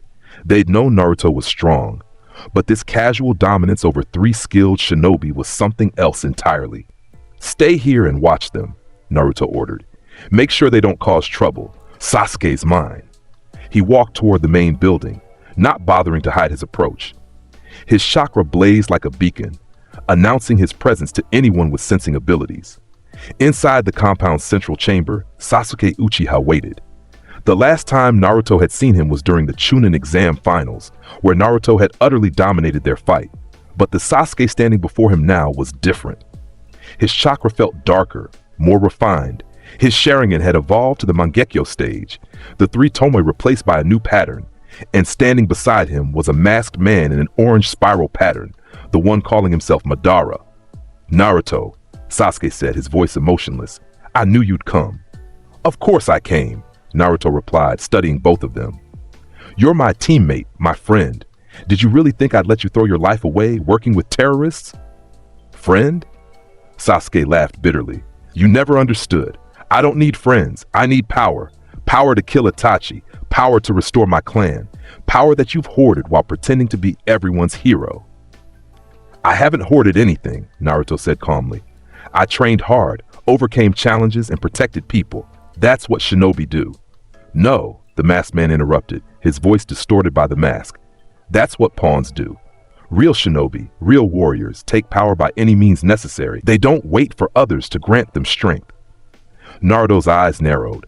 "So you're Madara, or whatever you're calling yourself?" "Names are meaningless," the masked man said. "What matters is my plan, the Moon's Eye plan. I'm going to create a perfect world, a world without suffering, without pain, without loss. All I need is the 9 tails." "You're not getting Kurama," Naruto said flatly, "and your plan is insane. A world without suffering is a world without growth, without meaning. People need challenges to become strong." "How very naive," the masked man said. "Sasuke, show him what real power looks like." Sasuke's Mangekyo Sharingan began to bleed. Amaterasu black flames erupted around Naruto, the legendary flames that supposedly burned hotter than the sun and couldn't be extinguished by normal means. They consumed him completely, a prison of inextinguishable fire. The Dharma wheel appeared above Naruto's head, spinning rapidly. Click, click, click. Within 3 seconds, his body had completely adapted to Amaterasu. The flames couldn't burn him. His skin had evolved to be immune to the technique. Naruto walked out of the black fire casually, brushing embers off his shoulder. That it? I've adapted to worse. Sasuke's eyes widened in shock. Impossible. Amaterasu burns anything. It can't be stopped. Everything can be adapted to, Naruto said. That's my power. Every technique you use against me just makes me stronger. So please, he grinned, though there was no humor in it, keep trying. I want to see what else you've learned. The masked man stepped back. Fascinating. So the rumors about your adaptation ability are true? You really are a perfect counter to the Sharingan. Not just the Sharingan, Naruto corrected. To everything.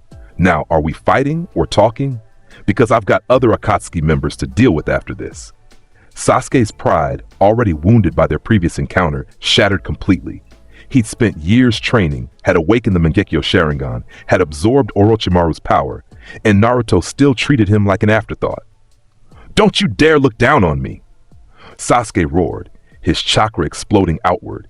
Lightning crackled around his body, taking the shape of a massive warrior, Susanoo, the ultimate Mangekyo technique. The skeletal construct grew flesh, then armor, becoming a towering purple warrior wielding a bow made of lightning. Sasuke drew the bow, an arrow of concentrated lightning forming. This is the power of the Uchiha, Sasuke shouted. Indra's arrow. He released the arrow, and it shot forward with enough power to level mountains. The entire compound shook from the released energy. Naruto didn't dodge. First gate, open. Second gate, open. Third gate, open. Fourth gate, open. Fifth gate, open. He opened 5 gates in an instant, his power multiplying with each release.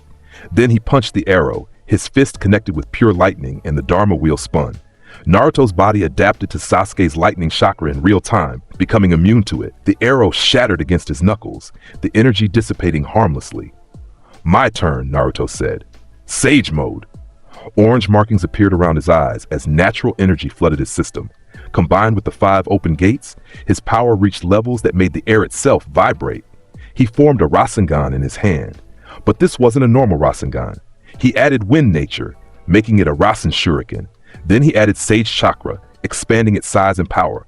And finally, he compressed it all down to the size of a regular Rasengan, condensing apocalyptic force into a tiny sphere. Sage Art, Ultra Big Ball Rasen Shuriken. He threw it at Susanoo. The compressed technique hit the chakra construct and expanded violently, shredding the legendary defense like paper. Sasuke was blown backward, his Susanoo completely destroyed, bleeding from the eyes from chakra strain. The masked man decided that discretion was the better part of valor. Sasuke, we're leaving. No! Sasuke struggled to stand, but his vision was blurry from Mangekyo overuse. I can still. You can't defeat him, the masked man said bluntly. Not like this. We need to regroup, reconsider our strategy. Kamui! Space distorted around them, the masked man's technique beginning to transport them away. But Naruto had fought Pain, who also used space-time techniques. The Dharma wheel had adapted. Flying Thunder God level 2! Naruto appeared in the distortion, grabbing Sasuke before the transport completed. Space twisted, trying to reject him, but Naruto's adapted body forced its way through. The 3 of them materialized in a dark dimension, the masked man's Kamui dimension, a void where he stored things and retreated when threatened. Interesting, the masked man said, his single visible eye narrowing behind the mask. You followed us through Kamui. No one's ever done that before. I adapt to everything, Naruto repeated, including space-time ninjutsu. Now, you're going to tell me your real name and what you're planning, or I'm going to beat it out of you. The masked man laughed. You think you can defeat me? Here, in my dimension, I'm invincible. I can phase through any attack, transport myself anywhere, and you're trapped here until I decide otherwise. Then I'll just have to break your dimension, Naruto said simply. He opened the 6th gate, then the 7th. Blue aura exploded around him, so intense that it began distorting the Kamui dimension's structure. Space itself couldn't handle the pressure of his power. That's impossible, the masked man said, but there was uncertainty in his voice now. No amount of physical power can destroy a space-time dimension. Watch me. 8th gate. Gate of Death. Open. Red aura replaced blue. Reality itself screamed as Naruto's power jumped to world-ending levels. The Kamui dimension, normally stable and eternal, began cracking like glass. Fissures of light appeared in the darkness, spreading rapidly. "You're insane!" the masked man shouted. "If you break this dimension while we're inside, we'll be lost in the void between spaces." "Then you better send us back," Naruto said calmly, though his body was already starting to break down from the 8th gate strain. Kurama's chakra flooded his system, healing the damage as fast as it occurred, buying him precious seconds. The masked man made a decision. Space twisted again, and all 3 of them were expelled from the Kamui dimension, returning to the Uchiha compound. Naruto immediately closed the 8th gate, dropping back to just the 5th. The damage was significant, but Kurama's healing factor was already repairing it. "Foolish," the masked man said. "You've revealed your trump card, the fact that you can survive the 8th gate. Now I know what to plan for." "And you've revealed that you're afraid of me," Naruto countered. "Afraid enough to retreat when I pushed you. That tells me everything I need to know." The masked man was silent for a moment. Then he spoke, his voice colder. "You're right. I am afraid of you, Naruto Uzumaki. You're the one variable I didn't account for. The one person who could potentially disrupt everything. But fear is a teacher. It shows you what you need to eliminate." He placed a hand on Sasuke's shoulder. "We'll meet again, Nine-Tails Jinchuriki. And next time, I'll be prepared for your adaptation." Space twisted one final time, and they were gone. Not to the Kamui dimension, but somewhere else entirely. A true teleportation this time, one Naruto couldn't follow without a marker. Naruto stood in the ruined compound, breathing heavily as Kurama's chakra finished healing the gate damage. His other clones were sending back memories. Kasame defeated, Zetsu captured, various minor Akatsuki operatives neutralized. But the leaders had escaped. Sasuke and the masked man were still out there, planning something bigger. Kakashi and Sakura rushed in, having heard the massive chakra releases. "Naruto!" Sakura called out. "Are you okay? What happened?" "I'm fine," Naruto said, closing his eyes as the clone memories fully integrated. "But we've got bigger problems. This Madara person has a plan called the Moon's Eye. He wants to trap the entire world in a genjutsu using the tailed beast's power." Kakashi's eye widened. That's insane. And if he has the Rinnegan like the report suggests, it might actually be possible." "Then we'll stop him," Naruto said simply. "We'll find him, we'll free Sasuke from his influence, and we'll end this before he can hurt anyone else." "How?" Sakura asked. "If he can teleport anywhere, hide in other dimensions." "I'll adapt," Naruto interrupted. "That's what I do. Every time he uses that Kamui technique, I learn more about it. Every time he reveals a new ability, I find a counter. Eventually he'll run out of tricks, and I'll be immune to all of them." He looked at both of them seriously.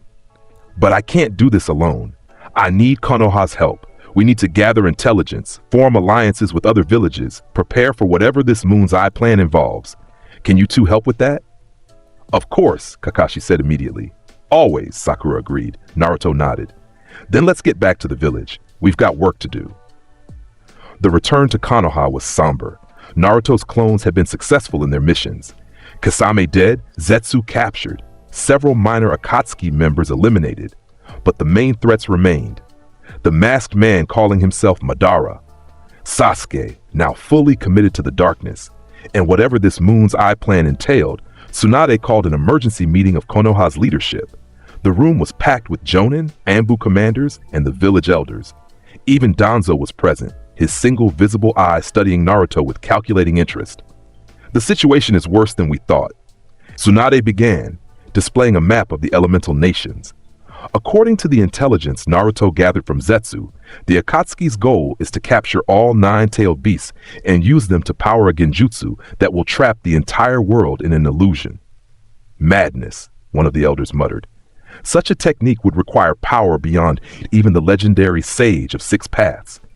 Which is exactly what they're trying to achieve," Shikamaru said, having spent the last few hours analyzing the information. "By combining all 9 Biju, they believe they can recreate the 10 Tails, the original tailed beast that the sage sealed away." Naruto spoke up. "I encountered the leader, the one calling himself Madara. He has space-time abilities that let him teleport and phase through attacks. He's also got the Rinnegan, according to reports, and he's convinced Sasuke to join him. Sasuke Uchiha was always a risk," Danzo said coldly. His entire clan was corrupted by the curse of hatred. We should have what? Naruto interrupted, his voice dangerous. Killed him as a child like you wanted to do to me? Danzo's eye narrowed. The Nine Tails is a weapon of the village. It must be controlled, directed by those with the will to use it properly. Kurama isn't a weapon, Naruto said flatly. He's my partner, my friend, and I'm not a tool for anyone to use. The temperature in the room seemed to drop. Several jonin shifted nervously. They'd all heard stories of Naruto's power, but seeing him stand up to Danzo so directly was something else. Enough, Tsunade said firmly. We're not here to debate village politics. We're here to plan our response to an existential threat. Naruto, what do you think we should do? Naruto thought for a moment. We need to protect the remaining tailed beasts. They've already captured several, which means they're getting closer to their goal. We should contact the other villages, warn them about the threat, and coordinate our defenses. The other villages won't trust us, one of the jonin pointed out. They'll think it's a trick to gain strategic advantage. Then I'll go convince them personally, Naruto said. I'll prove that the threat is real and that we need to work together. Shikamaru looked thoughtful.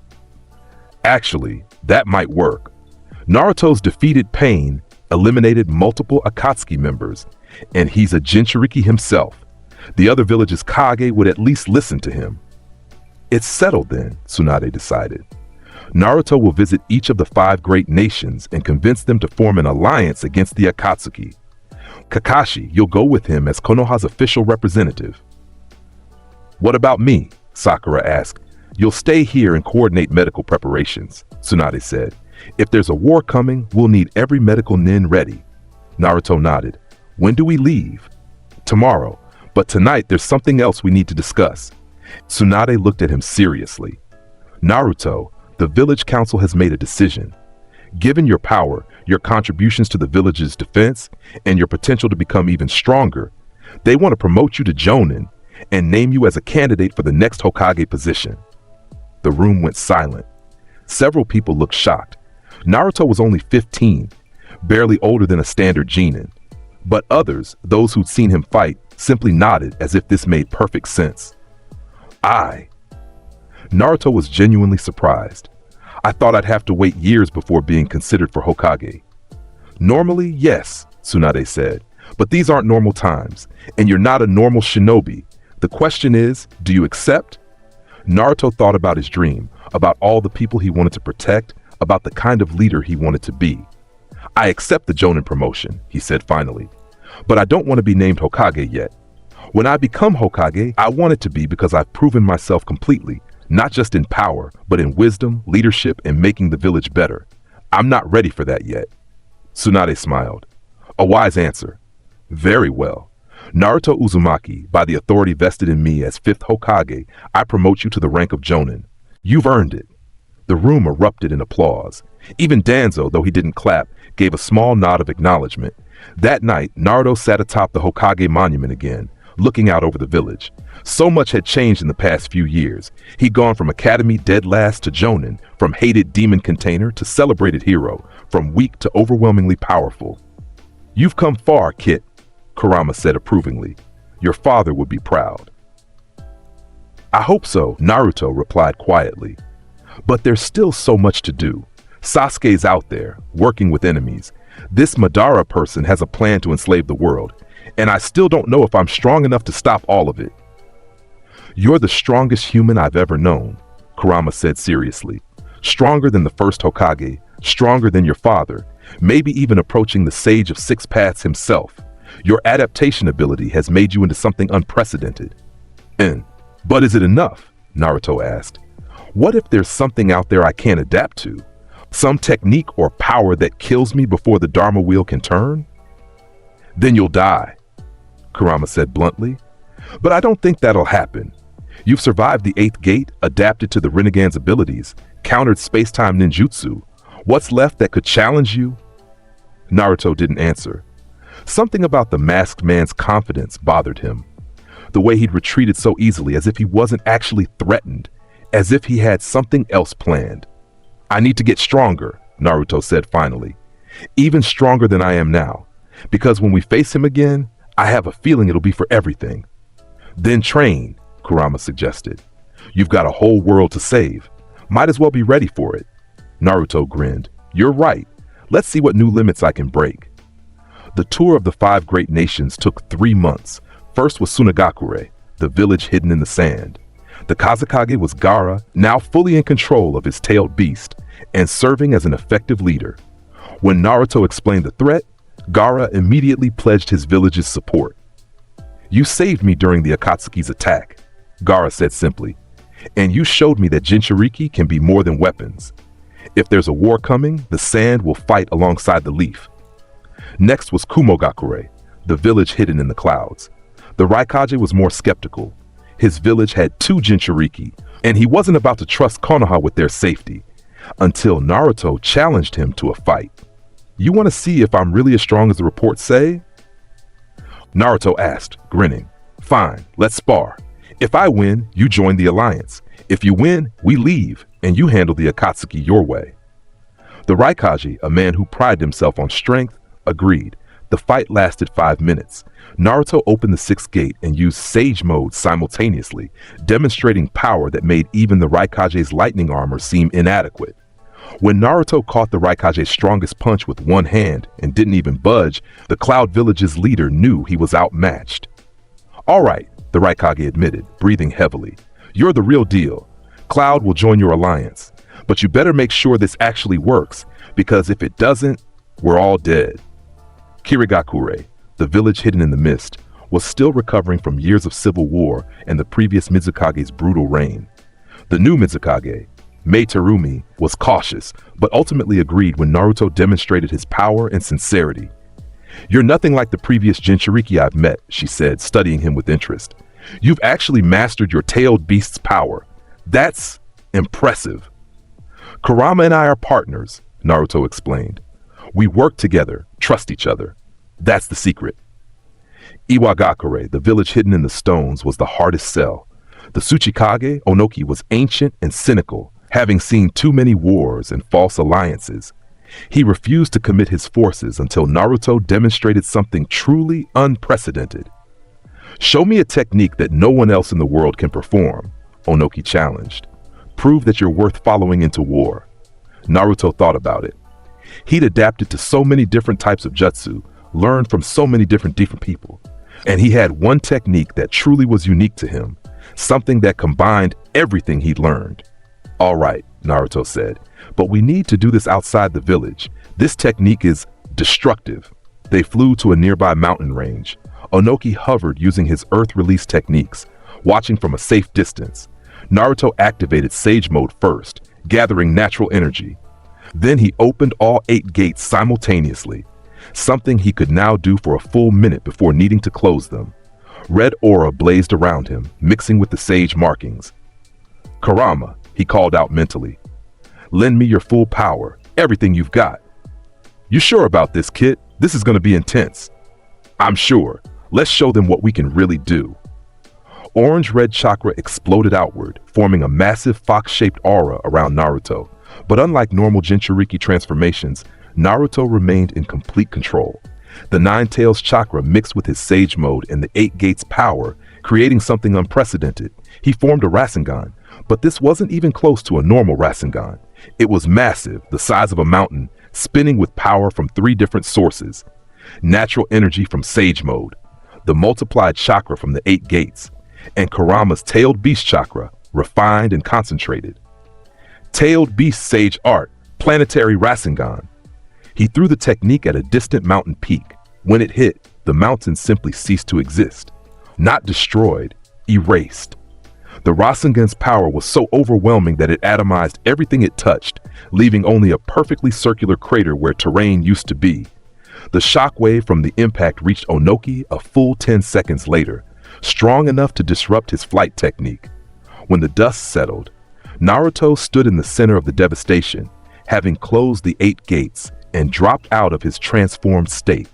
He was breathing hard, and Kurama was working overtime to heal the damage, but he was still standing. That, Naruto called up to Onoki, is what I can do. And the Akatsuki wants to create something even more powerful than this. So I'll ask you again, will you join the alliance? Onoki was silent for a long moment, staring at the obliterated mountain. Then he began to laugh, a genuine, delighted laugh. "Yes," the old Kaga said, grinning. "Yes, I'll join your alliance. Any fool who can make a technique like that and live deserves to be followed. Stone will stand with the other nations." The alliance was formed. 5 villages that had spent decades fighting each other were now united against a common threat. It was unprecedented in shinobi history. And it all happened because of Naruto Uzumaki, the boy who could adapt to anything. The alliance's first joint operation was to secure the remaining tailed beasts. The 2 tails and 8 tails were in Kumogakure, heavily guarded. The 3 tails was wild, living in a lake without a host. The 4 tails and 5 tails had been captured by the Akatsuki. The 6 tails host had defected from Kirigakure and was in hiding. The 7 tails was in Waterfall Country, and Naruto himself held the 9 tails. "We need to find the 6 tails and 7 tails hosts before the Akatsuki does," Tsunade explained during a strategy meeting that included representatives from all 5 villages, "and we need to rescue the 4 tails and 5 tails if possible." "Rescue is unlikely," the Raikage said bluntly. "If the Akatsuki has already extracted them, the hosts are dead. That's how their extraction process works." Naruto's fist clenched. More Jinchuriki dead? Just for being born with tailed beasts inside them. It wasn't fair. It wasn't right. "Then we make sure they don't get any more," he said firmly. "I'll find the 6 tails and 7 tails hosts personally. Kakashi, you coordinate the village defenses, and someone needs to figure out where the Akatsuki is hiding their statue." The Gedo statue, Zetsu had called it during his interrogation. A massive construct that could hold and merge the tailed beasts. Finding it meant finding the Akatsuki's base of operations. "I'll handle the intelligence gathering," a new voice said. Shikamaru stepped forward, having been promoted to Jonin himself after his performance during various missions. "We've been analyzing patterns in Akatsuki movements. I think I can narrow down their location." "Do it," Tsunade ordered. "We're running out of time." Finding the 6 tails host, Utakata, took 2 weeks. The rogue Mistnin was hiding in a small village, using his bubble-based techniques to defend himself from bounty hunters. When Naruto approached him, Utakata immediately went on the defensive. "Stay back!" Utakata created a barrier of bubbles that could deflect any attack. "I don't care what village you're from, I'm not going back." "I'm not here to capture you," Naruto said calmly, not even trying to break the barrier. "I'm here to warn you, the Akatsuki is hunting Jinchuriki. They've already captured the 4 tails and 5 tails hosts. You're next on their list." "So what? I can defend myself." "Not against them," Naruto said seriously. "Trust me, I've fought them. They're stronger than anything you've encountered, but I can help you. The 5 great nations have formed an alliance to stop the Akatsuki. Come with me to Konoha, and you'll have the protection of all 5 villages." Utakata laughed bitterly. "Protection? The villages are what created this mess in the first place. They turned people like us into weapons, then acted surprised when we broke." "I know," Naruto said quietly. "Believe me, I know. I grew up hated in my own village, called a demon, feared and isolated. But I found people who saw me as more than the 9 tails, and I've been working to change how the villages treat Jinchuriki. It's not perfect yet, but it's better than being hunted alone." Utakata studied him for a long moment. "You're really partnered with your tailed beast? Like, actually working together?" "Yeah, Kurama and I are friends." Naruto's chakra flared briefly, showing the orange-red of the 9 tails power mixed with his own. "It's possible, but you have to be willing to trust them, and they have to trust you back." For the first time, Utakata's defensive stance softened. "The 6 tails, Saiken? We've never really talked. I've just used his power when needed." "Maybe it's time to start," Naruto suggested. "Come with me. Learn how to actually partner with your tailed beast, and when the Akatsuki comes, and they will come, you'll be strong enough to fight back." Utakata thought about it. Then, slowly, he lowered the bubble barrier. "All right, I'll come with you. But if this is a trick—" "It's not," Naruto promised. "You have my word as a fellow Jinchuriki." The 7 tails host, Fu, was easier to convince. She was a cheerful girl from Waterfall Village who'd always dreamed of making friends. When Naruto offered her friendship and protection, she agreed immediately. "Really? You mean it?" Fu's eyes lit up. "We can actually be friends?" "Of course." Naruto said, grinning. Jinchuriki should stick together. Plus, I think you'd get along great with Gaara. He used to have trouble making friends too. With both the Six Tails and Seven Tails hosts secured, the Alliance had successfully protected 4 of the 9-tailed beasts: the 2 Tails, 6 Tails, 7 Tails, 8 Tails, and 9 Tails. The 1 Tails was with Gaara, making it 5 out of 9. The Akatsuki had the 4 Tails and 5 Tails sealed. They needed 4 more to complete their plan, which meant war was inevitable. Shikamaru's intelligence breakthrough came 3 months after the Alliance was formed. I found them, he announced during an emergency meeting. The Akatsuki's base is in the Land of Rain, hidden in the mountains. There's a village there that's been isolated for years, perfect place to hide a massive statue and conduct secret operations. How confident are you? The Raikage asked. 90%, Shikamaru replied. All their movement patterns converge on that area. Plus, we captured some low-level Akatsuki members who confirmed Rain Country before they died. Tsunade looked at the map. Rain Country is Hanzo's territory, or it was before Pain killed him. The current leader is someone calling themselves a god. More likely, Kakashi said, that god is connected to the Akatsuki, maybe even this Madara person. Naruto had been quiet during the meeting, but now he spoke up. We need to hit them hard and fast. A full-scale assault with forces from all 5 villages. Don't give them time to prepare or escape. Agreed, Onoki said. The old Tsuchikage had become surprisingly aggressive since witnessing Naruto's power. We strike with overwhelming force. End this before they complete their plan. There's a risk, Gaara pointed out. If we commit too many forces to the assault, our villages will be vulnerable to counterattack. Then we keep defensive forces at home, Mei suggested. A joint assault team of elite Jonin and Anbu, backed by the Jinchuriki. Everyone else maintains village security. The Jinchuriki should stay behind, the Raikage argued. They're the targets. Bringing them to the Akatsuki's base is exactly what the enemy wants. No, Naruto said firmly. The Jinchuriki fight. This is our war more than anyone's. They're hunting us, killing our friends, treating us like objects to be collected. We fight back. He looked around the room, meeting the eyes of the Kage. Besides, I'm the strongest person in this alliance. If I don't go, you're missing your best weapon. No one could argue with that. Even the Raikage, proud as he was, had to acknowledge that Naruto's power exceeded his own. Fine, Tsunade said. We'll form a strike team. Naruto leads it, backed by elite Jonin from all 5 villages. The Jinchuriki can choose whether to participate, but they're not required. Gaara stood immediately. I'm going. Me too, Utakata said. And me, Fu added cheerfully. The 2 Tails host, Yugito, and the 8 Tails host, Killer B, also volunteered. Only the 3 Tails, being wild and without a host, would remain behind. 5 Jinchuriki, plus elite forces from all 5 villages. It was an army unlike anything the world had seen, and they were going to war. The march to Rain Country took 5 days. The joint shinobi force numbered over 500, every one of them a skilled fighter, many of them Jonin level or higher. They moved in coordinated waves, with scouts ahead and medical units in the center. Naruto led from the front, his sensory abilities expanded through Sage Mode to detect any ambushes. Beside him walked Kakashi, Gaara, and the other Jinchuriki. Behind them came the elite forces, Guy and Lee, Asuma and his team, Kurenai, Anbu from all 5 villages, and specialists in every combat style imaginable. It was an army built to end the Akatsuki permanently. As they approached the hidden village in Rain Country, Naruto felt a massive surge of hostile chakra. Thousands of signatures, all moving to intercept them. They knew we were coming, Kakashi observed.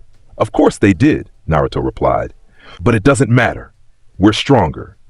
The enemy forces appeared, an army of their own, composed of rogue ninja from destroyed villages, mercenaries, and what looked like reanimated corpses controlled by some kind of technique. Leading them was the masked man, Obito. Naruto had learned his real name from Zetsu's interrogation.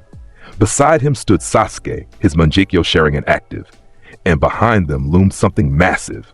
The Gedo statue, a monstrous construct with multiple eyes and gaping maw.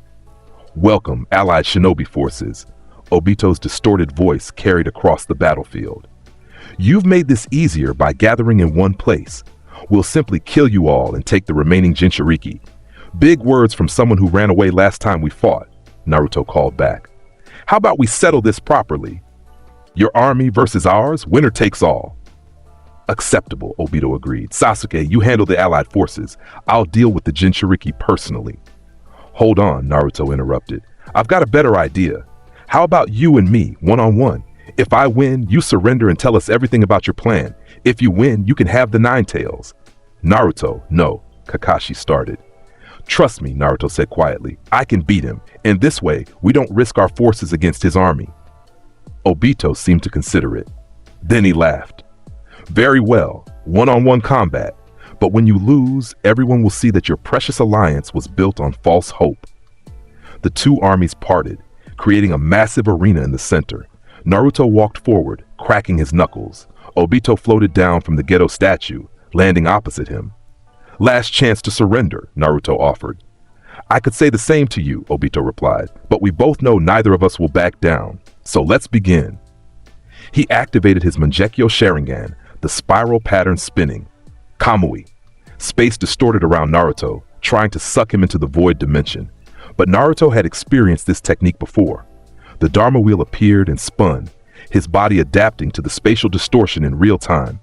Within 3 seconds, he was completely immune to Kamui. Not going to work, Naruto said, walking through the distortion like it wasn't there. I already adapted to that. Try something else. Obito's eye widened behind the mask. Impossible. No one can adapt to Kamui that quickly. Naruto punched him. Or tried to. His fist passed through Obito's head as the Uchiha phased into intangibility. Your adaptation is impressive, Obito acknowledged, now taking the fight seriously. But can you adapt to something that can't touch you? He launched a barrage of massive shuriken chains, each one phasing through Naruto's defenses and striking from impossible angles. Naruto dodged, but the chains followed, controlled by Obito's Sharingan. Fire release. Great fire annihilation. Obito exhaled a wave of flames large enough to cover the entire battlefield. Naruto formed hand seals in response. Wind release. Rasen Shuriken. He threw the wind nature technique into the flames, and the two jutsu collided. The resulting explosion created a shockwave that knocked back observers on both sides. When the smoke cleared, both fighters were unharmed. Obito had phased through the explosion. Naruto had adapted to the heat and force. This could go on forever, Obito observed. Your adaptation versus my intangibility. A stalemate. Nope, Naruto said, grinning. Because I figured something out. Your Kamui has a weakness. He formed the hand seal for Shadow Clone Jutsu, creating 50 copies. But these weren't normal clones. Each one activated Sage Mode and opened the 5th gate simultaneously. You can only phase one part of your body at a time, Naruto explained as his clones surrounded Obito. When you attack, you have to become tangible. And that's when I'll hit you. The clones attacked from all directions simultaneously, forcing Obito to constantly phase different body parts. He was right. Naruto had identified the weakness. Obito could make himself intangible, but not while also attacking. One of the clones threw a Rasengan. Obito phased through it, but the motion made his arm tangible. Another clone immediately hit that arm with a kunai enhanced by wind chakra. Blood sprayed. First hit. Clever, Obito admitted, clutching his wounded arm. But not clever enough. Wood release. Cutting technique. Massive wooden spikes erupted from the ground, impaling multiple shadow clones and dispelling them. Obito had somehow acquired wood release, the first Hokage's legendary ability. But Naruto just grinned wider. Wood release, huh? Let's see how that works against this. Sage Mode plus 6 gates. He opened the 6th gate, his power multiplying dramatically. Then he formed a technique he'd been saving. Sage Art, Wood Release Absorption. By combining Sage Mode's natural energy manipulation with an adapted version of Wood Release he'd copied during this very fight, the Dharma Wheel had analyzed Obito's technique and given Naruto the ability to use it himself. He created a counter that absorbed the wooden spikes and converted them into chakra. What? Obito stared. You can't use Wood Release. That's impossible without Hashirama cells. I can adapt to anything, remember? Naruto said, including bloodline abilities. Now it's my turn. 7th gate, Gate of Wonder, open. Blue aura exploded around him. His power reached levels that made the ground crack beneath his feet. And then he moved, so fast that even the Sharingan couldn't track properly. He appeared behind Obito and grabbed him before the Uchiha could phase. Got you! How? Your intangibility has a time limit, Naruto explained, holding Obito in a crushing grip. You can only stay phased for about 5 minutes continuously.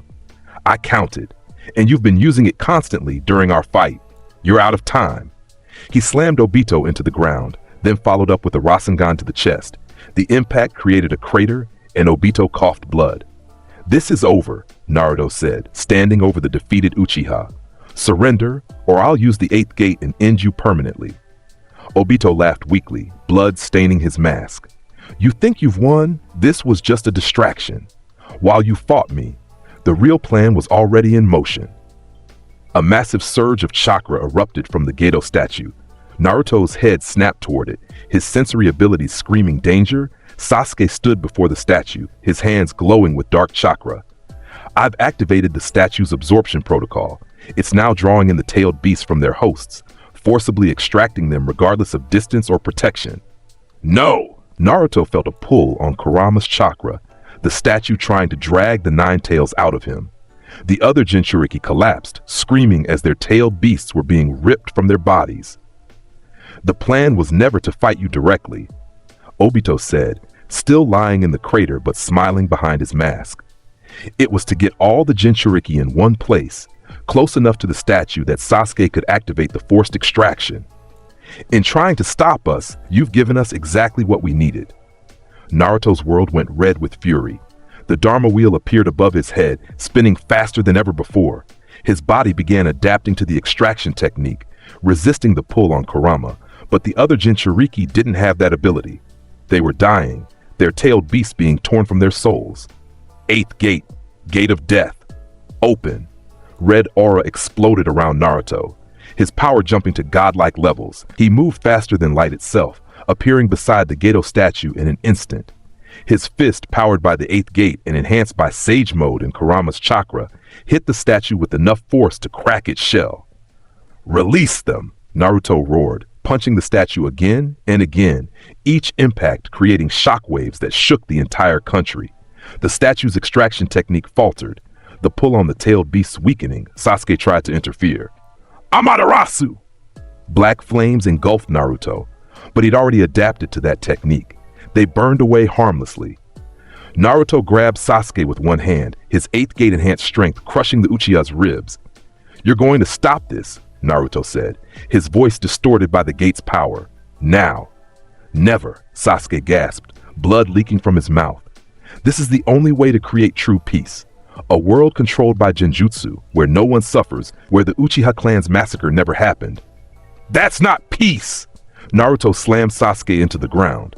That's just running away. You can't change the past by enslaving everyone's future. The Gedo statue's shell cracked further under Naruto's assault. Inside, he could see the collected tailed beasts, the 4 tails and 5 tails already sealed, the others being pulled in slowly. Naruto made a decision. He placed his hand on the statue and channeled every ounce of power he had. 8th gate, Sage Mode, Kurama's chakra, his adapted abilities, everything. Tailed beast sage art, sealing release. It was a technique that shouldn't exist, created on the spot through pure adaptation and desperation. The Dharma wheel spun so fast it became invisible, Naruto's body adapting to sealing jutsu, learning them, mastering them, and then inverting them. The Gedo statue's seal shattered. The tailed beasts inside were released, not back to their hosts, but into the physical world as independent entities. 4 tails and 5 tails materialized. Confused but free, the extraction technique stopped completely. The other Jinchuriki stopped screaming, their tailed beasts remaining inside them. But the cost was immense. Naruto's body was breaking down from the 8th gate. Blood poured from every orifice. His bones were cracking. His muscles were tearing themselves apart. Kurama's healing factor kicked in, but even the Nine Tails' power struggled to keep up with the damage. Close the gate, Kurama shouted mentally. You're dying! Not yet, Naruto gasped, still standing through sheer willpower. Have to? Make sure everyone's safe. Obito pulled himself from the crater, his body damaged but still mobile thanks to the Hashirama cells in his body, granting enhanced healing. Impressive. You've destroyed years of planning in minutes. But you've also destroyed yourself. Look at you. You can barely stand. Don't need to stand, Naruto said, forming one final technique despite his failing body. Just need one more Rasengan. He created the largest Rasengan he'd ever attempted, pouring in the last of his 8th gate power, the remainder of his Sage Chakra, and Kurama's desperate attempt to help. Planetary Rasengan. The sphere grew to the size of a small moon, hovering above the battlefield. Both armies stared in awe and terror at the destructive power contained in that single technique. If I drop this, Naruto said, his voice barely audible but somehow carrying across the battlefield, everyone here dies. Both our forces, the Gedo statue, everything. So I'll make this simple, Obito. End this, surrender, or I'll take us all with me. You're bluffing, Obito said, but there was uncertainty in his voice. You'd never kill your own allies. I've evacuated them, Naruto replied. During the chaos of breaking the statue and creating the Rasengan, his shadow clones had used Flying Thunder God to transport the allied forces to safety. Only the enemy army remained in the blast radius. Obito looked around and realized it was true. The allied shinobi were gone, transported away by Naruto's clones. Only his own forces remained, and they were starting to retreat, realizing they were about to be sacrificed. You're insane, Obito said. I'm committed, Naruto corrected, to protecting my friends, to stopping your plan, to creating a better world. So what'll it be? Surrender or mutual destruction? For a long moment, Obito stared at him. Then slowly he began to laugh. You know what? I surrender.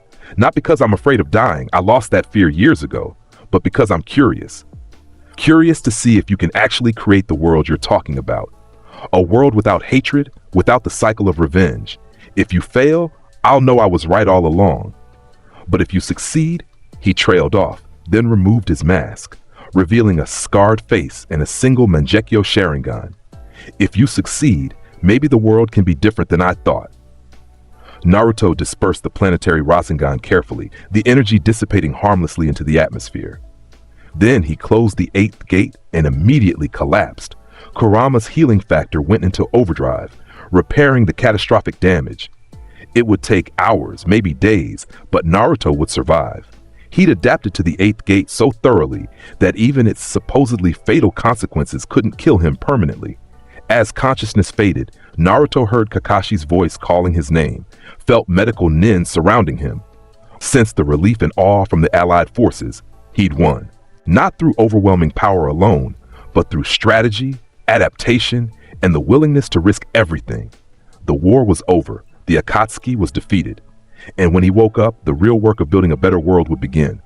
But for now, he let himself rest. He'd earned it. Naruto woke up 3 days later in Konoha's hospital.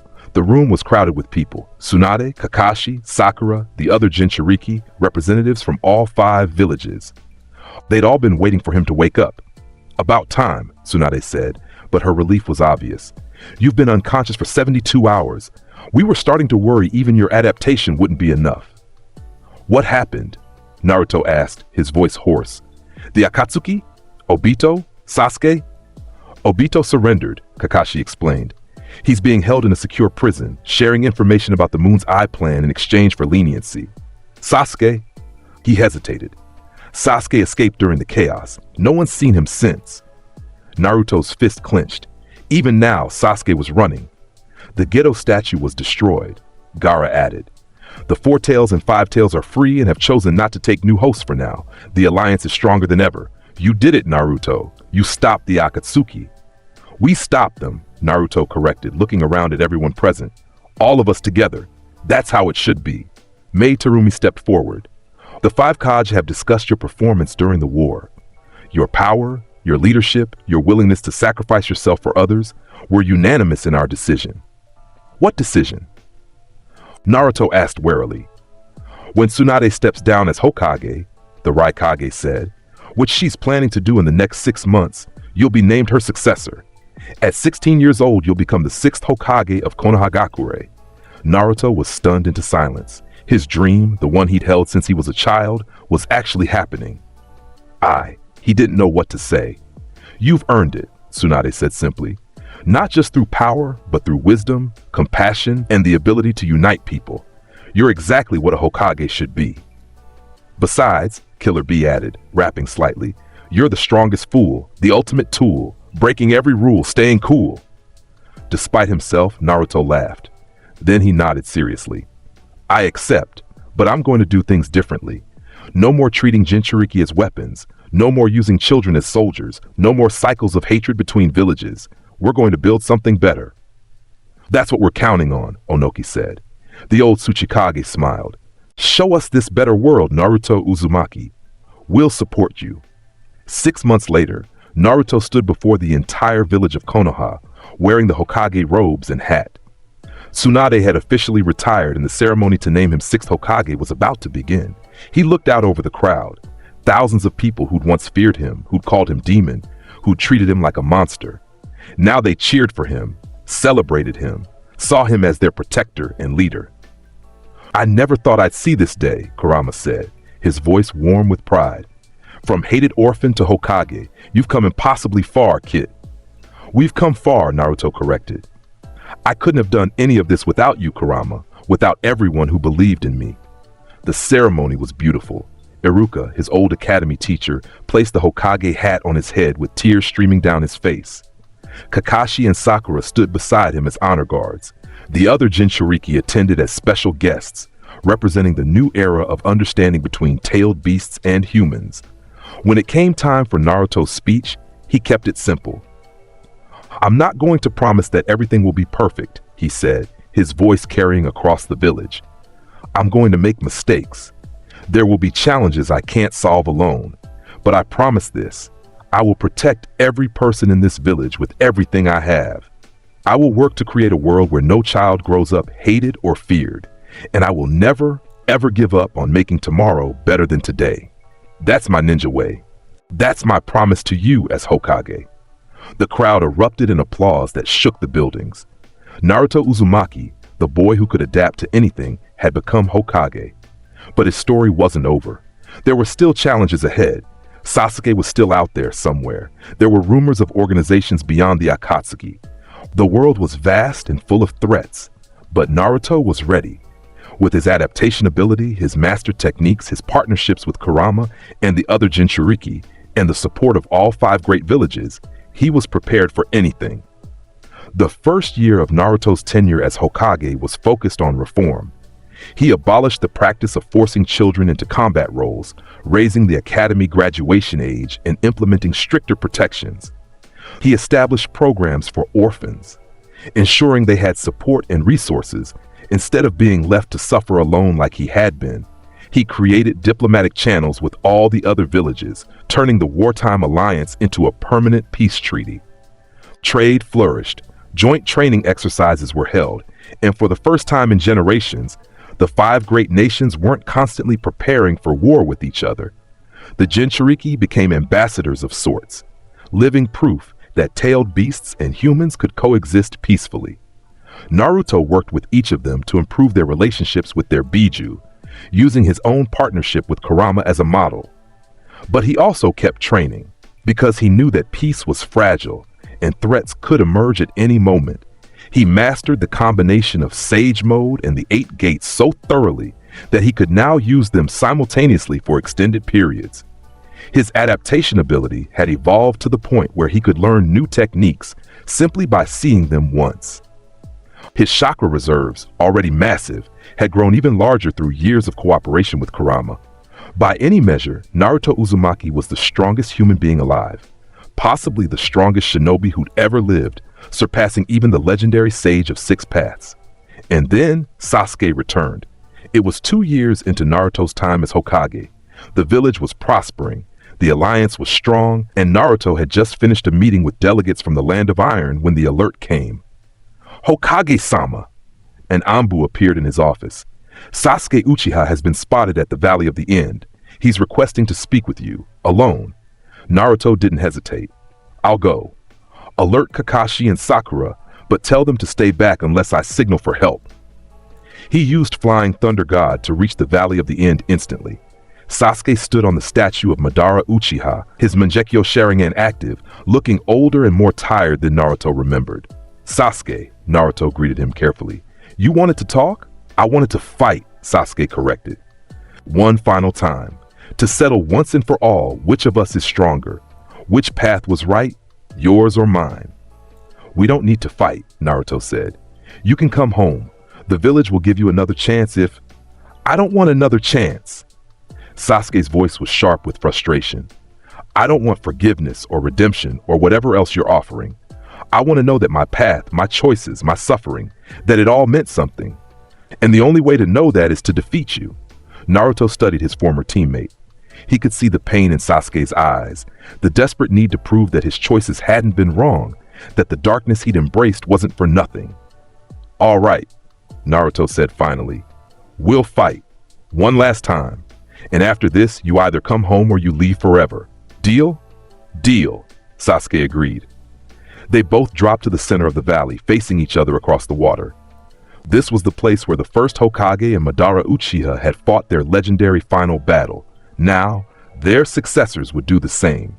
Sasuke activated his Susanoo immediately, a perfect construct, fully formed and armored, wielding a bow and sword. I've spent 2 years training for this moment. I've mastered every Uchiha technique, every Sharingan ability. I've even acquired the eternal Mangekyo Sharingan. His eyes had changed, the pattern now stable, no longer bleeding from overuse. I'm happy for you, Naruto said genuinely. You've grown stronger, but so have I. Sage mode. Orange markings appeared around his eyes. Natural energy flooded his system, and his sensory abilities expanded to cover the entire valley. He could feel every drop of water, every blade of grass, every molecule of air. Sasuke fired an Indra's arrow from his Susanoo's bow, the same technique he'd used during their fight at the Uchiha compound. The lightning-infused projectile shot forward with enough power to destroy mountains. Naruto didn't dodge. He opened the fifth gate and punched the arrow, his fist shattering the lightning construct. Is that all? Naruto asked. Sasuke's response was to activate his second Mangekyo technique, Kagutsuchi. The black Amaterasu flames surrounding the valley suddenly shaped themselves into weapons, spears, swords, shields, all made of inextinguishable fire. They launched at Naruto from every direction. The Dharma wheel appeared and spun. Naruto had already adapted to Amaterasu years ago, but this was a new application. It took 2 seconds for his body to adjust, and then he was completely immune again. I've adapted to everything you can throw at me, Naruto said, walking through the firestorm unharmed. Your Sharingan techniques don't work. Your lightning doesn't work. Your fire doesn't work. What else have you got? This, Sasuke said, and suddenly his chakra changed. It became darker, more malevolent. Purple energy mixed with his Susanoo, and the construct evolved, growing larger and more powerful. I met with someone after our last fight, Sasuke explained. Someone who taught me about the true power of the Uchiha, the power that comes from curse marks, from Orochimaru's experiments, from pushing the body beyond its limits. I may not have your adaptation, Naruto, but I have something else, the willingness to sacrifice everything for power. His Susanoo transformed into a massive perfect form, so large it rivaled the tailed beasts. Its sword could split mountains, its armor could tank Bijudama, its very presence radiated overwhelming malice. Impressive, Naruto acknowledged. Really impressive, Sasuke. You've become incredibly strong, but it's still not enough. He opened the 6th gate, then the 7th. Blue aura exploded around him, mixing with his Sage mode to create that distinctive purple-blue energy. You want to see real power? Naruto asked. The power that comes from bonds, from protecting people you care about, from adapting and growing through challenges instead of just taking shortcuts? I'll show you. He formed a Rasengan, but this was different from any he'd created before. It incorporated Sage Chakra, Gate-enhanced power, Wind nature, and something else, the essence of every technique he'd adapted to over the years. It was a culmination of everything Naruto had learned and mastered. Sage Art, Adaptive Ultra Rasengan. The sphere pulsed with rainbow colors, each hue representing a different adapted ability. When he threw it at Sasuke's Susanoo, the technique didn't just hit, it analyzed a chakra construct, adapted to its frequency, and then systematically dismantled it from the inside out. Sasuke's perfect Susanoo shattered like glass. The Uchiha fell to his knees, gasping for breath, his chakra depleted from maintaining such a powerful technique. Do you see now? Naruto asked, standing over him but not attacking further. Your path leads to isolation, to constantly needing more power, to sacrificing everything that makes you human. My path leads to growth, to connections, to becoming stronger while staying true to who I am. Which one do you really think is better? Sasuke looked up at him, and for the first time in years, Naruto saw tears in his eyes. I don't know anymore, Sasuke admitted.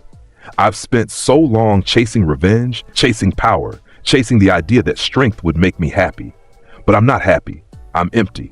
And you? He laughed bitterly. You're everything I wanted to be. Strong, respected, loved. How did you do it? I had help, Naruto said simply. I had people who believed in me, teachers who guided me, friends who supported me, and most importantly, I had Kurama, a partner who showed me that even enemies can become friends if you're willing to understand them. He extended his hand to Sasuke. It's not too late, you know. You can still choose a different path. Come home. Help me build this better world. Use your strength to protect instead of destroy. Sasuke stared at the offered hand for a long moment. Then, slowly, he reached up and took it. I'll come back, Sasuke said quietly, but I need to make amends first. For the people I hurt, the villages I attacked, the choices I made, I need to earn redemption, not just accept it. Fair enough, Naruto agreed, pulling Sasuke to his feet. Take whatever time you need, but know that when you're ready to come home for real, there's a place waiting for you in Konoha. Always. Sasuke nodded, and Naruto could see something in his eyes that hadn't been there before: hope. The last Uchiha walked away from the valley, not as an enemy, but as someone who might someday become an ally again. Naruto watched him go, then looked up at the massive statues of the first Hokage and Madara Uchiha. We did it, he said to Kurama. We broke the cycle. Hashirama and Madara fought to the death, but Sasuke and I found a different ending. You did it, Kurama corrected. This was all you, kid. Your determination, your refusal to give up on people, your adaptation to every challenge. You've become something unprecedented. We've become something unprecedented, Naruto said. Partners, friends, proof that even the most hated and feared can find acceptance. The years that followed were peaceful. Naruto continued as Hokage, implementing reforms and strengthening the alliance between villages.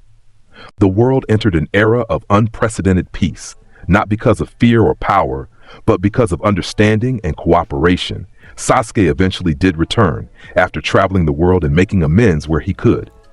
He became one of Konoha's most trusted defenders, using his power to protect rather than destroy. His redemption wasn't instant or easy, but Naruto supported him through every step. The other Jinchuriki flourished in the new world Naruto had created.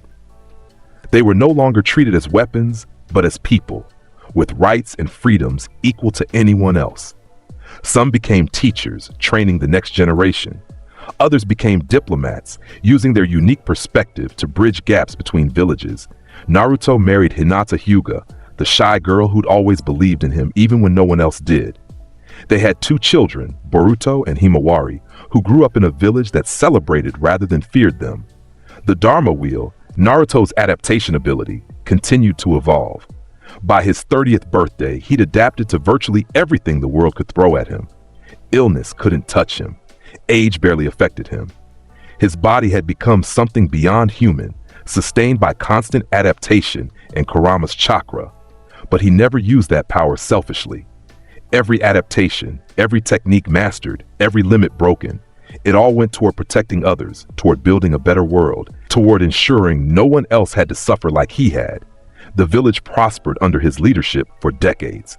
When he finally stepped down as Hokage at age 50, not because he was too old, but because he wanted to give the next generation their chance, the world had been transformed. There were no more tailed beast hunts, no more children forced to become weapons, no more cycles of hatred between villages. The 5 great nations worked together as true allies, sharing resources and knowledge. And it all started because one boy refused to give up, refused to let hatred define him, refused to stop adapting and growing. Naruto stood atop the Hokage monument one final time as Hokage, looking out over the village he protected for so long. His face had been carved into the mountain alongside his predecessors, the 6th Hokage, the boy who became legend. Thank you, he said to Kurama, who'd been with him through every step of this journey. For everything. I couldn't have done any of this without you. Don't thank me, Kurama rumbled, his voice warm with affection. This was always your story, kid. I was just lucky enough to be part of it. Naruto smiled, and for once it was a smile without any shadow of sadness or pain. Just pure contentment. He'd done it. He'd achieved his dream, proven everyone wrong, and changed the world.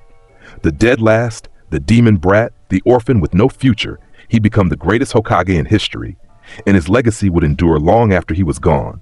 In every child who grew up safe, every Jinchuriki was treated with respect, every village that chose cooperation over conflict. Naruto Uzumaki, the adaptive shinobi, had won, not through power alone, but through persistence, adaptation, and an unshakable belief that tomorrow could be better than today. That was his ninja way, and it always would be. The end. Thanks for watching, Shinobi. If you enjoyed this journey into the what if, don't forget to like, comment, and subscribe for more mind-bending theories and epic crossovers. Hit that notification bell so you never miss our next adventure.